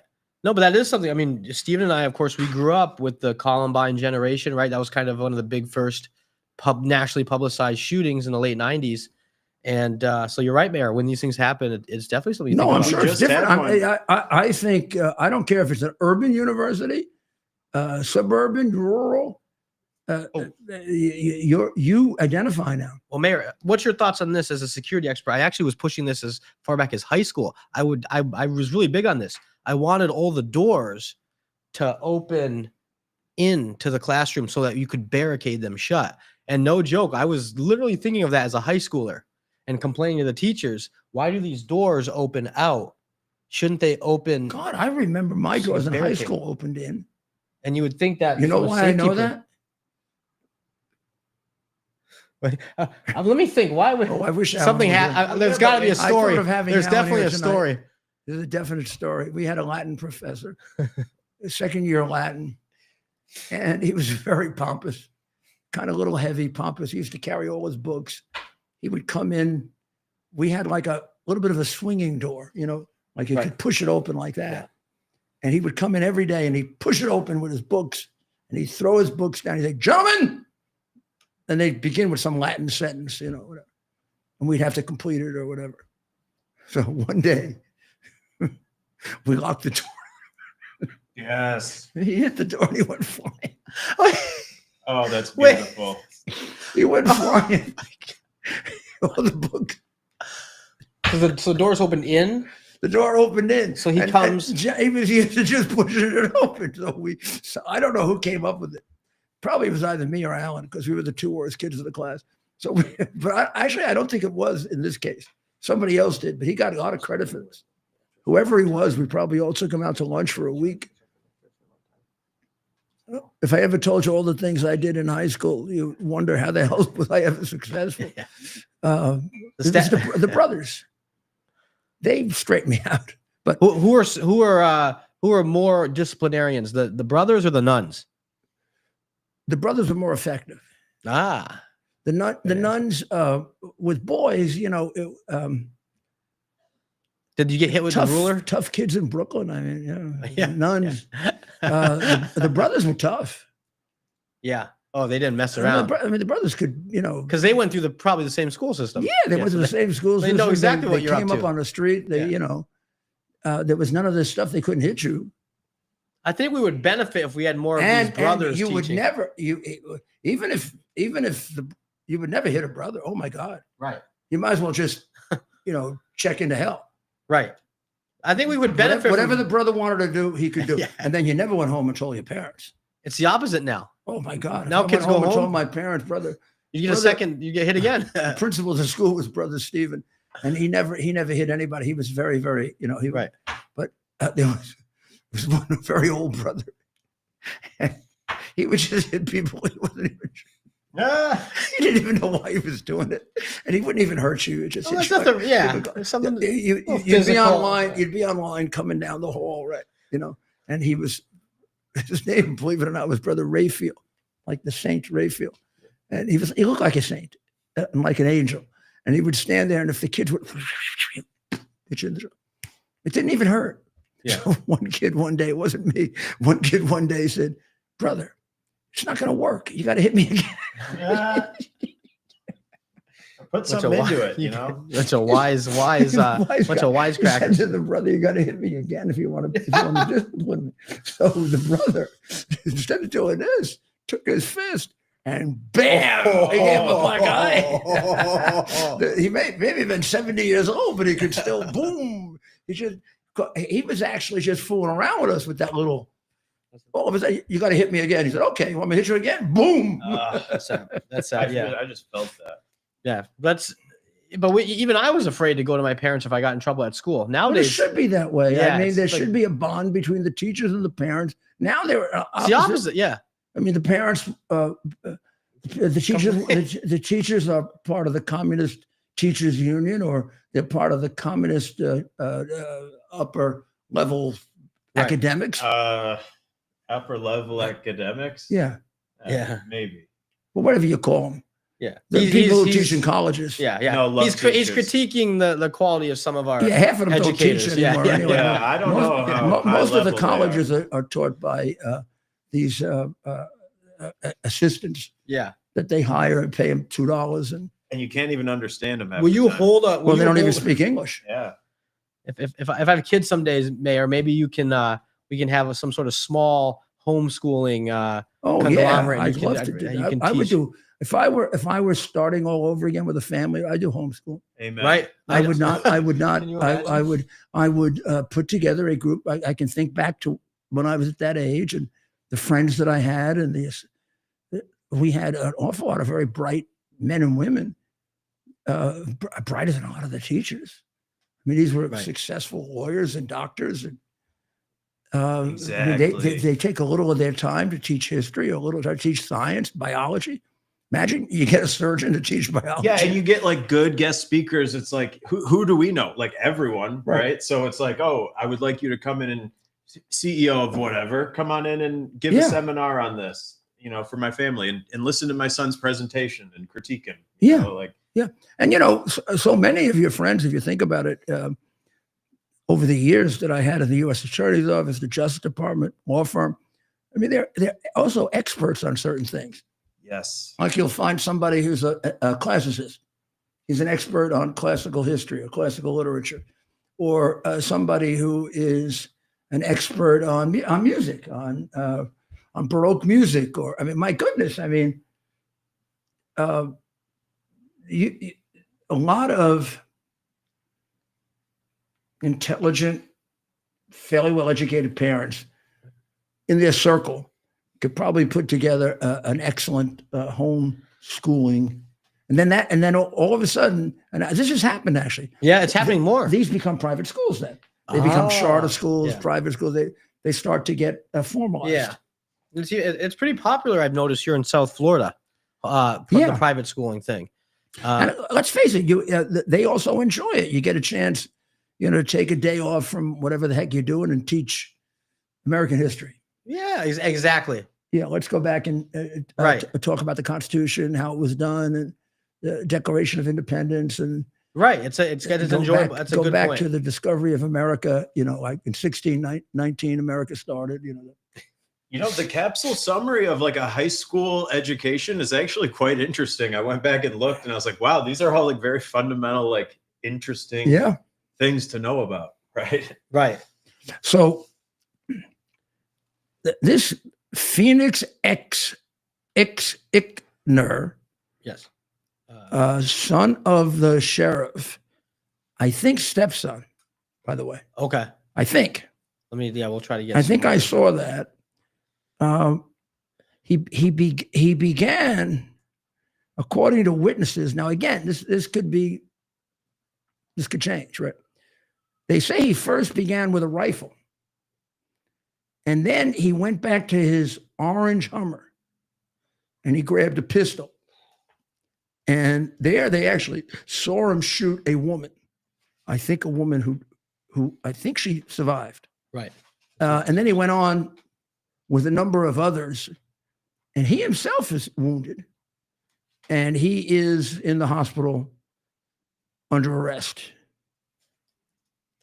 Tallahassee Police Chief Lawrence E. Revelle said, very police-like, he did not comply with commands and was shot. Very police. Police did a good job, from everything I could tell. Got there as quickly as I think you could. Engaged immediately, no hesitation, none of the garbage we've seen in a few places, not many. In most cases, the police have saved extraordinary numbers of lives in the way they act here. I mean, I don't know, it's kind of a macabre thing to do, but I wonder how many would have been killed if they hadn't reacted quickly. If they had let this guy go, do a warning. If they had let this guy go, would he have killed 12 people, 15 people? Who knows? Right. And we do have some footage. We do want to put up a graphic warning for this before we put it up.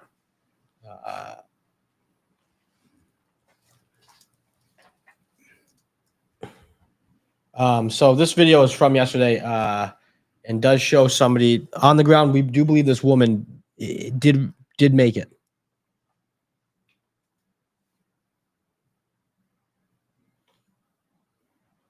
So that's somebody on the ground there. I do have questions about the person taking this video, by the way. They're walking by with a coffin. I know, but I'm not. I actually do believe people have to see this. You have got to confront, like when they I remember during September 11, because I didn't have much control over it, but first they had it on a lot and then they took it off, and I thought they should keep it on. I really thought people should see what happened to us. But what do you think? They should see what the. But here's what I object to about September 11 to this day. When we talk about Pearl Harbor, what do we say? The Japanese attacked us. When we talk about September 11, it's like it was an amorphous group of people who attacked us. The Martians attacked us. Islamic extremist terrorists from Saudi Arabia, from Saudi Arabia, Yemen, and a few other places attacked us, but all under bin Laden, right? Yeah. And it was part of the war we are engaged in right now.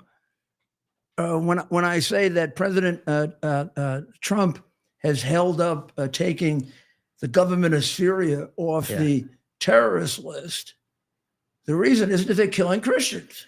That's right. 15 were Saudi Arabians, 2 were from the United Arab Emirates, 1 was Egyptian, and 1 was from Lebanon. Well, and also don't forget Bosnia and Herzegovina, or whatever entity. 3 of them. Yeah, was it 2 or 3? Yeah, 2, maybe 2. I'm just referring to citizenship. Yeah, they were trained there. Yeah, trained. Some of them, unfortunately, were trained not too far from here, at the Hollywood Airport, South Florida. A different time, right? It really was. Thank God they had you that day, Mayor. I was having a discussion with someone who will remain anonymous for now about security, terrorist security now compared to back when I did it. And I said, here's the minus, here's what you got to look to as a plus. I would not want to be in the situation that we're in right now, where we've had 4 years of accounted numbers of people coming into this country, and we have no idea how many, who they are, and why they're here. We know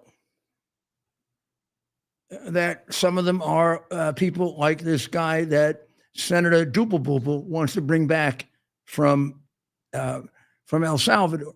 They're murderers and rapists and Transdaragua, MS-13, Mexican cartel. We know there's some of those. We know that some of them are Islamic extremist terrorists. Now, if you don't know that, please let me dissuade you of any possibility you think they're not. ISIS and most of the Islamic terrorist sophisticated groups have been in partnership with the Mexican cartel going back to when I was the mayor of New York.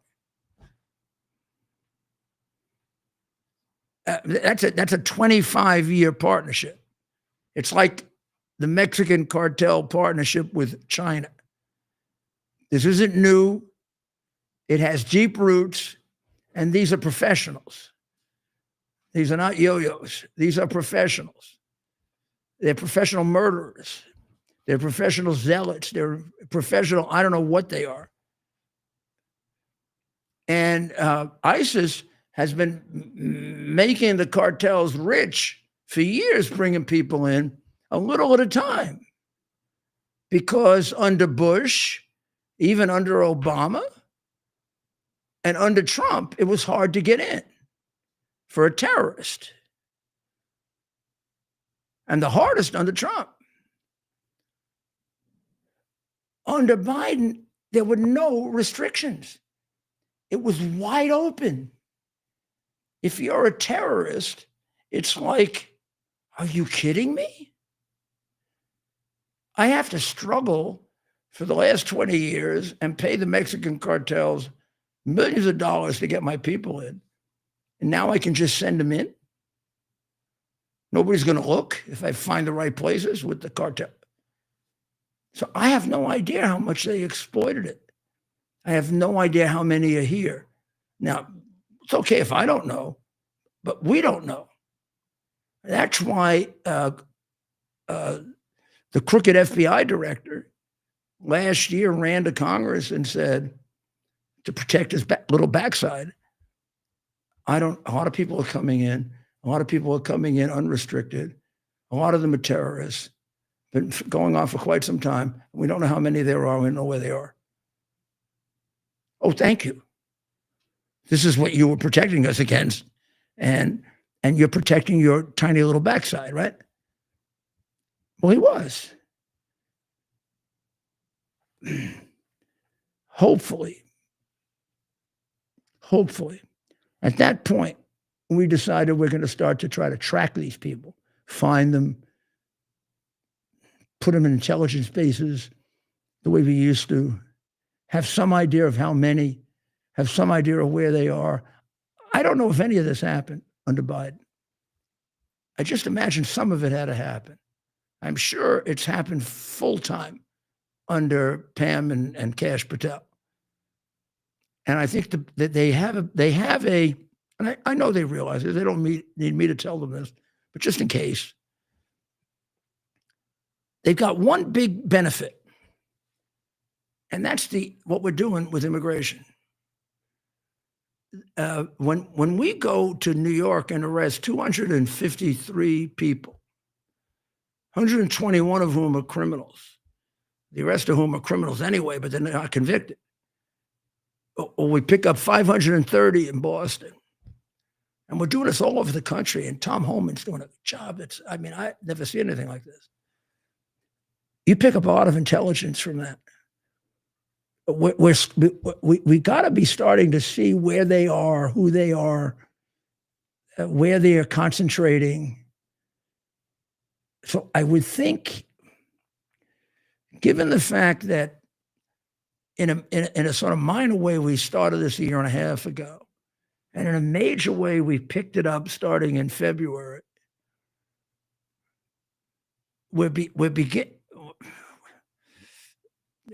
It's hard to say because nobody can give you the numbers. We don't know who came in, but I got to believe we're better off than we were before. And those databases become very, very important. And anybody who doesn't think this immigration effort is like critical to our survival is stupid. You have no idea the information that can be gained by FBI, CIA, DEA from what immigration is doing, and local police. I've never seen an effort like this before. Again, however, I've never seen an invasion like we had. Now, are we ahead of it yet? I can't imagine we are. But we keep going, we will be. So we're still in a period of unpredictability as far as what could happen to us. But I think we're beginning to narrow the gap. And I think we're doing it actually faster than I thought we would. Well, do you know who the most popular Democrat is? Who do you think the most popular Democrat is? The one who would be nominated as president right now, according to the polls, is Kamala Harris. But who's the most popular Democrat? It also happens to be the number 2 person of Kamala Harris. AOC, the bartender, the vapid, IQ deficient, politically, whatever they say, charming. I don't get it. I don't get anything about how she's charming. She looks like a uneducated little ass to me. But in any event, she's popular as hell.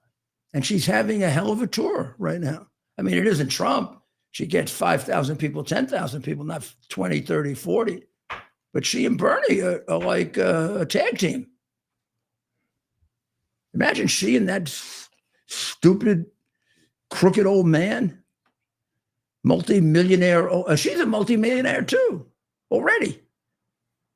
I mean, they don't even want to wait to become like communist oligarchs. So AOC, Yale University poll found that AOC had one of the highest net favorability ratings among Democrats at plus 60 points. And she's in second place behind Pamela. That isn't really anybody in second place to Kamala. It's got to be enormously embarrassed, right? Imagine. Yeah. You're right. Imagine if you were in school and your teacher said, you're behind Kamala. In anything. So it's the bartender and the drunk.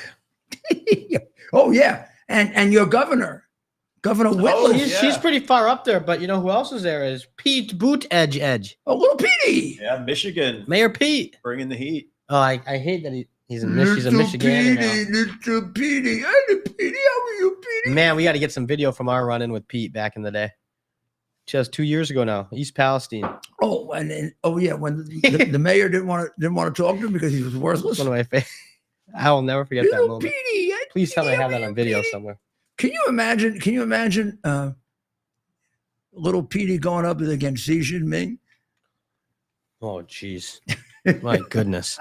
Not even fair. Xi Jinping has murdered, like 20 million. All Pete murdered was our infrastructure. Yeah, but Pete wouldn't have, Pete might murder people because he's an incompetent idiot. But he would. Yeah, no, I If he had understand. he'd vomit or Yeah, something. exactly. Yeah, that's right. Gosh, can you imagine any of those people on that list going up against? Well, I used to look at Putin and Obama and say, this has got to be ridiculous. Obama's got to think Putin's got to think we're crazy. Because by that time I had met Putin.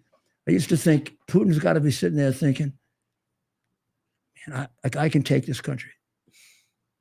Here I am. I'm a KGB murderer. I'll murder for my country. And I got some social activist moron trained in silly communism that I know is jerk off communism. Right. And he's sitting here looking like a jackass. Right. Doesn't know anything. 12 red lines in Syria, can't do shit. I had to go in and straighten it out. That's why Putin decided to go in. And you want to look up there? You see that there?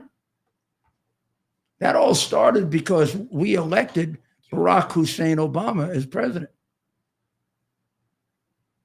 One of the craziest damn things we ever did. Yeah.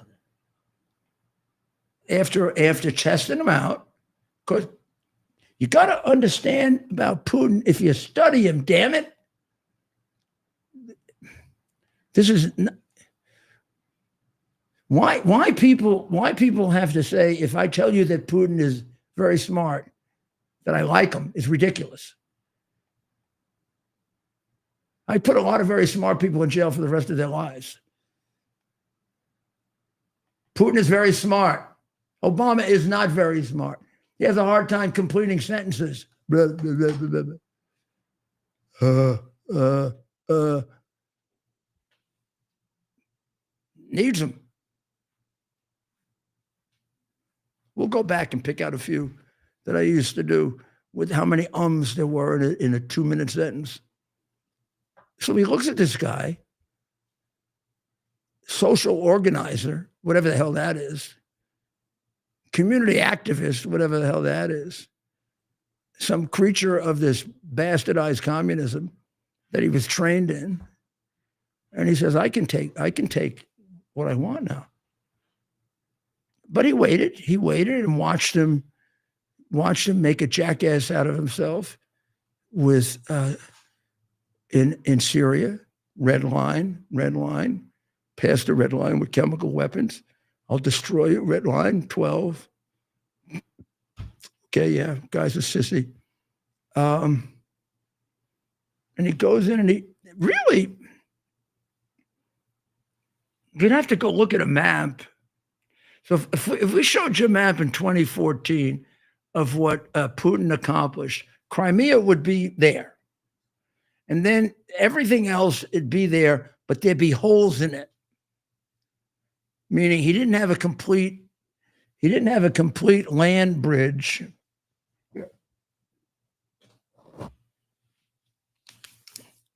He didn't have a complete land bridge. Here's Russia.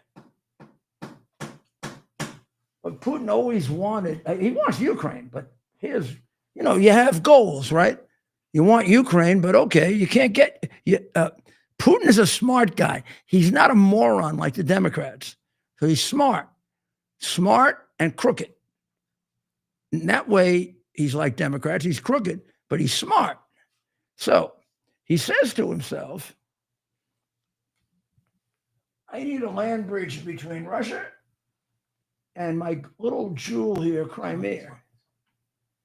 Now, this little place here really stuck into Putin's craw as a Russian, because all this is debatable, all of it, about Russia, Ukraine. What is it? Are they Ukrainian or Russian? I largely think they're Ukrainian. This is Russian. Crimea is Russian. And this is where they put all their major submarine bases. And why? Because look where it's located. Located right on the Black Sea, right there, right? So he got a lot of this, but no clear way to get from there to here.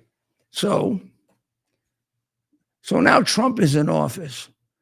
Got to be all the time that Trump is in office, he's saying to himself, how the hell do I complete this now? And I think Trump said the other day, it's very interesting. He said, that Putin's been lusting for this all the time I was president. But Trump kept him nervous enough because he is a prudent guy, nervous enough not to risk it. Biden came in. He didn't move right away.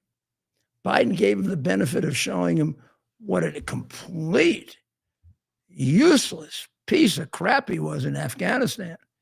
But he didn't just start with that. Then he started testing him by putting troops on the border, troops.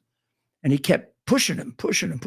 And all Biden would tell him is, don't do it, but no boots on the ground. Don't do it, but no boots on the ground. Don't do it, but no boots on the ground. Maybe a little, hey, Vladimir, I'm going to blow the shit out of Moscow if you do it. Might have worked. Not with Biden, it wouldn't. Trump said that it would. So he came in and he took it all. So now he's got his road to Crimea, direct access to Crimea. Eventually he wants all this, but not going to get it. What we need to do is convince him. He can keep his road, but he's got to give some of this back.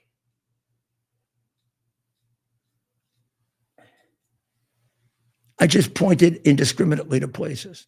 There are places I'd rather point to that I really know we would like to have. I mean, here 1/3 of the mineral wealth of Ukraine is there. Suppose I sit down with Putin and say, look, Vladimir, let's get this damn thing over with. This is about my country, not Ukraine. I need half of that so that I can stand up to China. And ultimately, you don't want this China thing to be resolved in favor of China. Don't screw around with me. So I got a couple of territories there I want. And you want to make a deal? You give me those territories. I'll let you keep the ones that you want. And we get 80, 90% of that. We got a deal. Now, crooked jerk-off has got to go along with it, Zelensky. Now, don't tell me he's, fighting for the Ukrainian people. This guy's fighting for making himself a billionaire. Been that way from the beginning. So you got to get them both on board. That's the kind of the problem we have. So did I mention that Schumer doesn't want the U.S. attorney in New York? Yes. That he's blocking the U.S. attorney in New York? Right. I mean, the guy is perfectly qualified. He was chairman of the Securities and Exchange Commission. He's not going to be, I know the Southern District, he's not going to be a rollover. Will you stop it? Now, here's what I don't understand. So he's blocking him, and he's also blocking Joseph Nocello Jr., who's to be the U.S. attorney in Brooklyn. Now, there's a strange deal in New York that predates my involvement.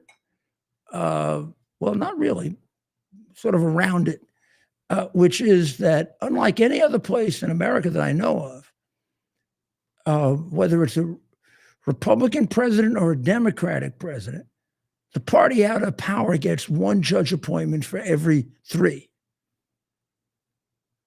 So therefore, Trump has put liberal Democrat judges on the bench as part of a deal because Biden has had to put Republican judges on the bench. 1 out of 3 or 1 out of 4, whatever it is. It's a crazy thing. Well, Schumer should be told, forget it. So you take your judges, Chucky, and you raised a lot of money off them, probably illegitimately, which is how you became a freaking millionaire. But I'd love to investigate how Chuck E. Cheese became a multimillionaire. I mean, I know he's not a really smart investor. No, he's not a very smart anything. So Chucky, shut the hell up if you want your judges. Or don't give him the judges. Also, sit down with the new majority leader and say, take this blue slip thing and shove it up somebody's backside. It goes back to, what, 1927, 1917, whatever the hell it is. What do you mean? I can just block anybody I want. Nothing, there's not a damn thing wrong with this guy. Nothing wrong with him. And nothing wrong with Jay Clayton or Joseph Nocello. This is a battle with Trump. That's not fair to these guys. You're soiling their reputation. They're hurting their careers. You know what a piece of crap you are, you traitor to your own people. How he even has the gall to show up in public after trying to get Bibi Netanyahu out of office and double-cross Israel.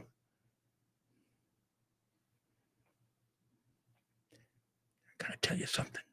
He's lucky he's not an Italian. I say nothing else. I think you end this whole blue slip business. I think the Post is right here. But apparently Trump is going to appoint Jay Clayton as the acting U.S. attorney, which has a problem with it because it has a time limit on it. And then he's got to go out. And he can't be appointed, I think. Unless Schumer changes his mind in time. We'll have to see what happens. It's terrible. It was my former district.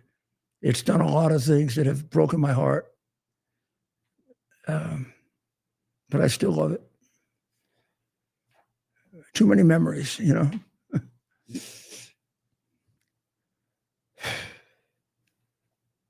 You want to know how crooked New York is? So you remember back 7 months ago, they argued the Anger Moron case in front of the Appellate Division, First Department. Only New York has this, right? So our Supreme Court is our lowest court. The Appellate Division is the intermediate court, and the Court of Appeals is the top court. So we're at the intermediate level.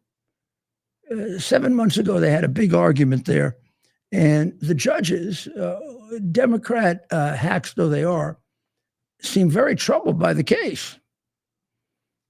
Why do I say they're Democrat hacks?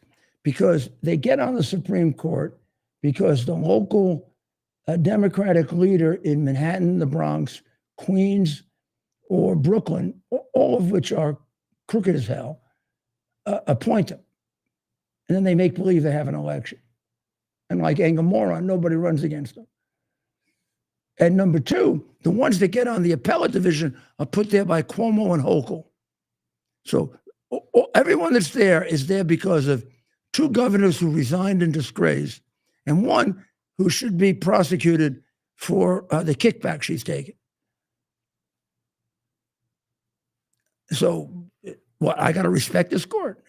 This is the one that disbarred me. I mean, probably I'm lucky. Who wants to be part of this? However, when they listen to the case, even these crooked, slimy products of the Democrat crap machine, Justice David Freeman pointed out, gee, Freeman is really intelligent. No one lost any money. Yeah, that means no fraud. Did you ever go to law school, Judge? Like, we reverse the case? Or do we just make the observation to make believe we're intelligent? Justice David Friedman pointed out, no one lost money. And consumer protection statutes don't normally apply to really sophisticated players, like the ones involved in this case. Meaning the statute was completely irrelevant to the case. And that's the observation that intellectually honest judge makes. Intellectually honest judge reverses this thing 2-3 months after the case was heard. So they're holding up their decision for political reasons. That's a damn disgrace. They should all be thrown off the bench for it. Every single one of them. Every single one of them should be brought before a panel of the Bar Association, which of course won't do it because the Bar Association is more crooked than they are. And they should say, why are you holding up the case? Why are you holding up the case? Judge Moulton said the immense penalty in this case is troubling. The parties left these transactions happy. That was 7 months ago, Moulton. What did you do? Have a brain fart since then? And it's alleged by Trump people, which lying Hochul denies, that she told Trump that she controls the judges, which she does. Not true in every state. The Democrat governor controls the appellate division. Absolutely. In fact, if she doesn't want to reappoint them, they get tossed off. And she's played politics with it in a gross, disgusting way for the purpose of redistricting. And New York, including the New York Times and the Bar Association, and have played along with this because we have probably in New York City the most corrupt judicial system in the country. But what's going on? 7 months?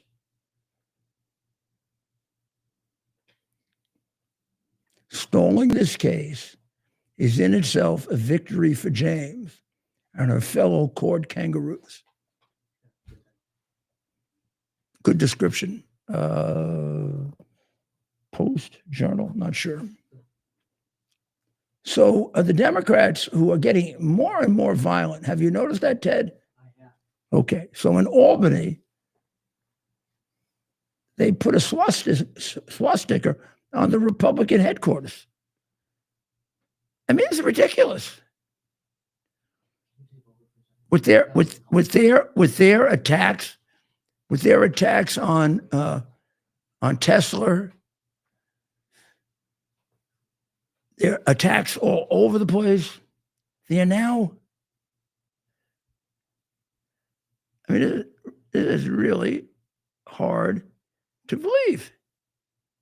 Let's see if I have it here. I don't think I do. I don't. Too bad. Oh, well. Well, I think we've gone way over. There's not much more I can tell you that we can't save for tomorrow. No, tomorrow we're not here. Tomorrow is Holy Saturday. All the churches are closed tomorrow, but you can go in and say a prayer. Used to be an Italian tradition that if you went to 3 churches tomorrow and said a prayer, you got an indulgence. You didn't have to pay for it. It probably was after Martin Luther. Yes, I'm an expert on the history of indulgences and how it split the Lutheran Church from the Catholic Church. Very unfortunate. Trade talks with Japan, constructive.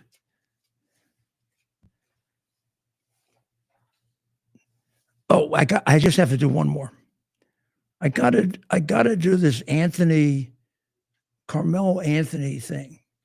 There's a big protest tomorrow in Frisco, and I'm considering going. How did this guy become another Mangione? He killed this guy in cold blood. I would say a little bit different because a lot of this is being fueled by the race baiters on the left, right? A lot of this is being fueled by this Next Generation National Action Network or Next Generation Action Network, which we got to see if that's affiliated. I'm sure it's affiliated but we're not sure with the National Action Network. And I believe is that Al Sharpton or Jesse?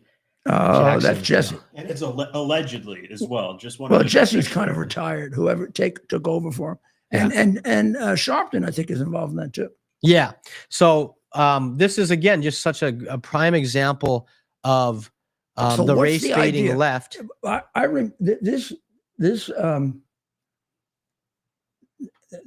This guy was in a dispute with another athlete, right? That's right. So this was in Austin. No, it wasn't Austin. It was a Texas track meet. The guy's name was Austin Metcalf. Right. And so he was in Austin Metcalf's team. He was a different team. He was in Austin Metcalf's team's tent. Austin Metcalf asked him to leave. That led to something, and he knifed him. Yep. And killed him. Right.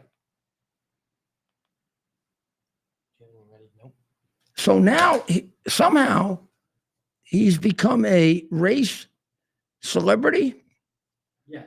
He's collected $453,000 so far in Give, Send Me, Go. His family has bought a new home in a gated community and purchased a beautiful new car. And then he gets let out on bail, and he gets interviewed yesterday like he's a major celebrity, in which a reporter refers to him as sweetheart. Yeah. So what? This is another Mangione thing? This is like a sickness we now have? Yeah. So we love killers? So yeah, obviously there's some similarities, right? Being that they're both suspected killers. But with this, I do think there's the injection of the race baiting left, who love nothing more than to use a situation What's like the this. race part? He killed a white guy. Right. The white guy didn't kill him. He killed the white guy. Of course, but the victim the here is race the white bait- guy. Yeah. How does the white guy Mayor, yeah, of course, but Mayor. I mean, you know this better than I do. The guy's dead. Yeah. He's alive. He had a knife. The guy Right. didn't have a knife. Right. Right. That's his this is his mother, by the way. That's his mother? That's right. Yep. And how old is he? So they're using he's 16 or She looks 17. like she's about 14. I was shocked by that as well. Come But on, what wait a they'll second. do- How could she be 17 if that's his mother? Yeah, so they come out, and what these folks are doing is they're claiming that it's because of race that folks are jumping to conclusions. It's because of race that certain things are happening in this case, and so folks are, and he's got that Give, Send, Go that has raised a lot of money, but this again is a situation where race baiters, including a pastor with quite the track record, Dominique Alexander, is attempting to grift off of this. So let's see if we can play a little bit of yesterday's press conference Sarah Fields. by the family. Never heard of this woman. So this is him referring to conservative activists. Sarah Fields. Never heard of this woman. This is the kind of despicable things that led to the father being here. Political operatives motivating this family with hate. Carmelo Anthony posted on something that shows, posted here. These are the type of lies that are threatening this family. Posting the family's picture. These are the type of lies. She's getting millions of views on this. Sarah, she's even came after me. She's even said all of those things. And now that the public knows exactly what is going on, I asked, because these racist bigots try to prevent us from standing up for our baby, our boy, he should be afforded the same rights that Kyle Rittenhouse had, Daniel Pena, and all of the people who have claimed whatever their defense was. he should be afforded the same right. Nobody in the public media has one video camera, but we got the video of Kyle Rittenhouse with an AK-47 shooting 3 people in the back. We got that. And he raised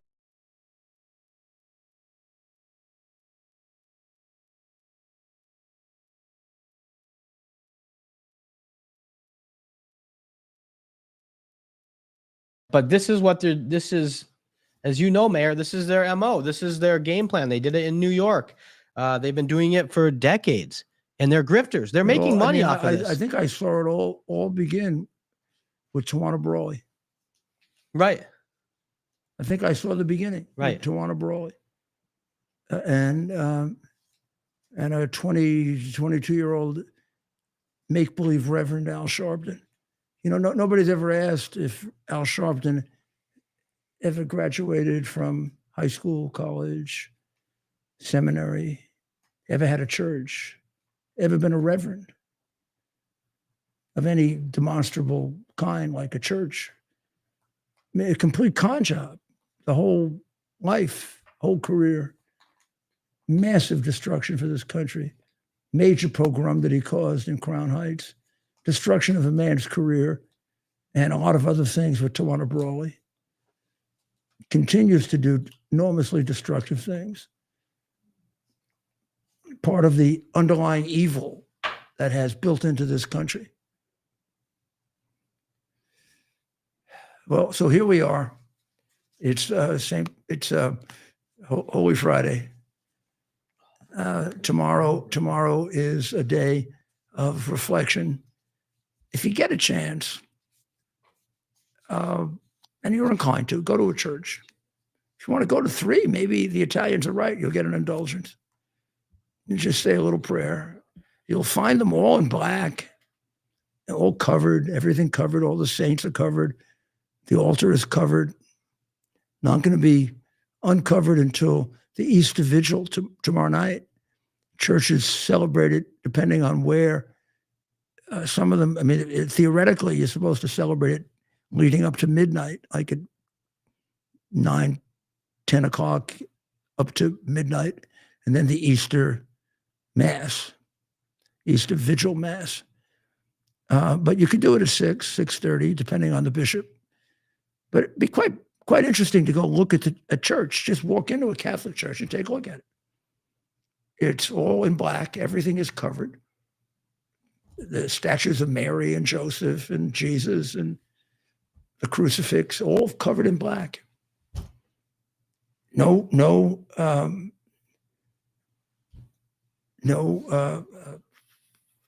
Eucharist. That's all stored in the back. Whatever's left from Holy Thursday. And everything begins again Saturday night with the Easter Vigil Mass, which is quite an extravaganza, a beautiful one. Very long, and whether you're a Catholic or Orthodox, it's extraordinarily long. And I've been at both. And as altar boy, participated in the Catholic one, and as a participant as a celebrant several times at the Orthodox one, which is even longer. And in many ways, maybe even more beautiful. So it's a time to reflect in your own way. I can't tell you how to do that. All I can tell you is we need God back. I wish I knew exactly how to do that. Just bring him back into America. They had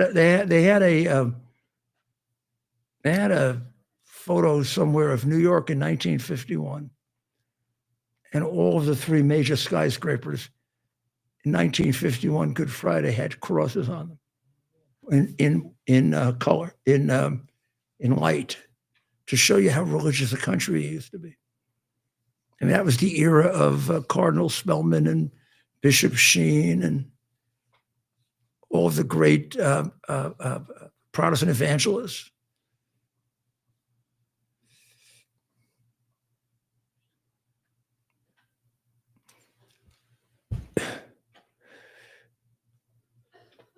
We're not that smart. We need help. And if there they are, look at that. Isn't that beautiful? We're not that smart. We need his help. If you think we are, boy, you're making a very big mistake for you, your family, and our country. And you're making the mistake of Adam and Eve. You're making the mistake of Satan. You're making the mistake of Karl Marx. And I can give you a bunch of others too. There's a wisdom beyond ours. Let's be humble enough to acknowledge that. And if there are those who feel that they have some connection to it, let's allow them to practice that and flourish. And that's the best I can do about bringing God back. He knows how to do it, and he will.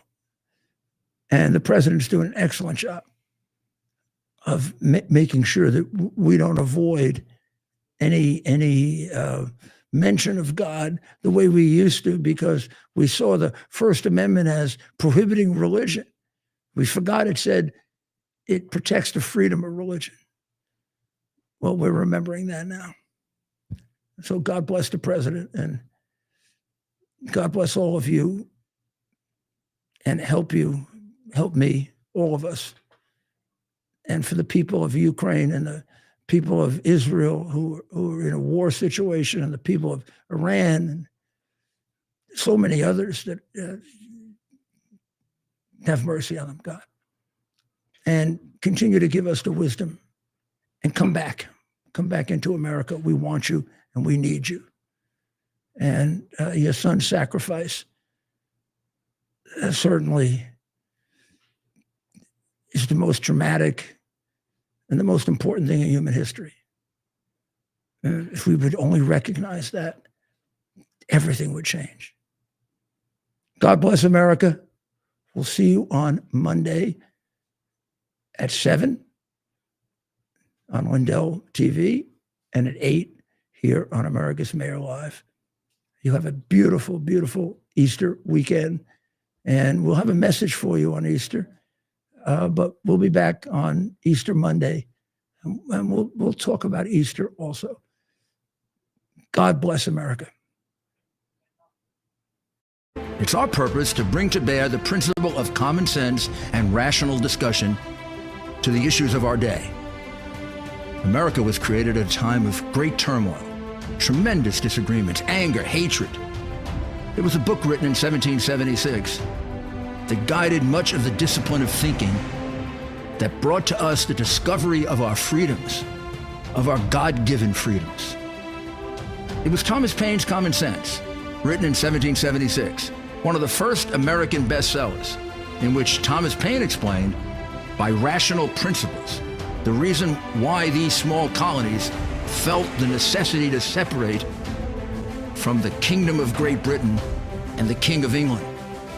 He explained their inherent desire for liberty, for freedom, freedom of religion, freedom of speech, the ability to select the people who govern them.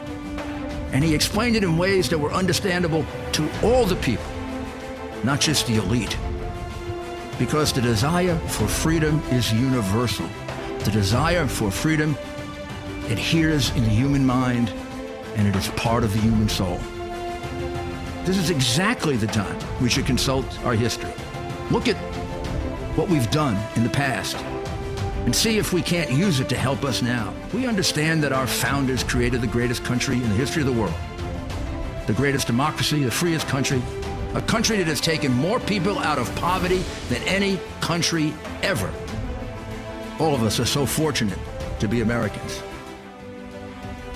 But a great deal of the reason for America's constant ability to self-improve is because we're able to reason, we're able to talk, we're able to analyze. We are able to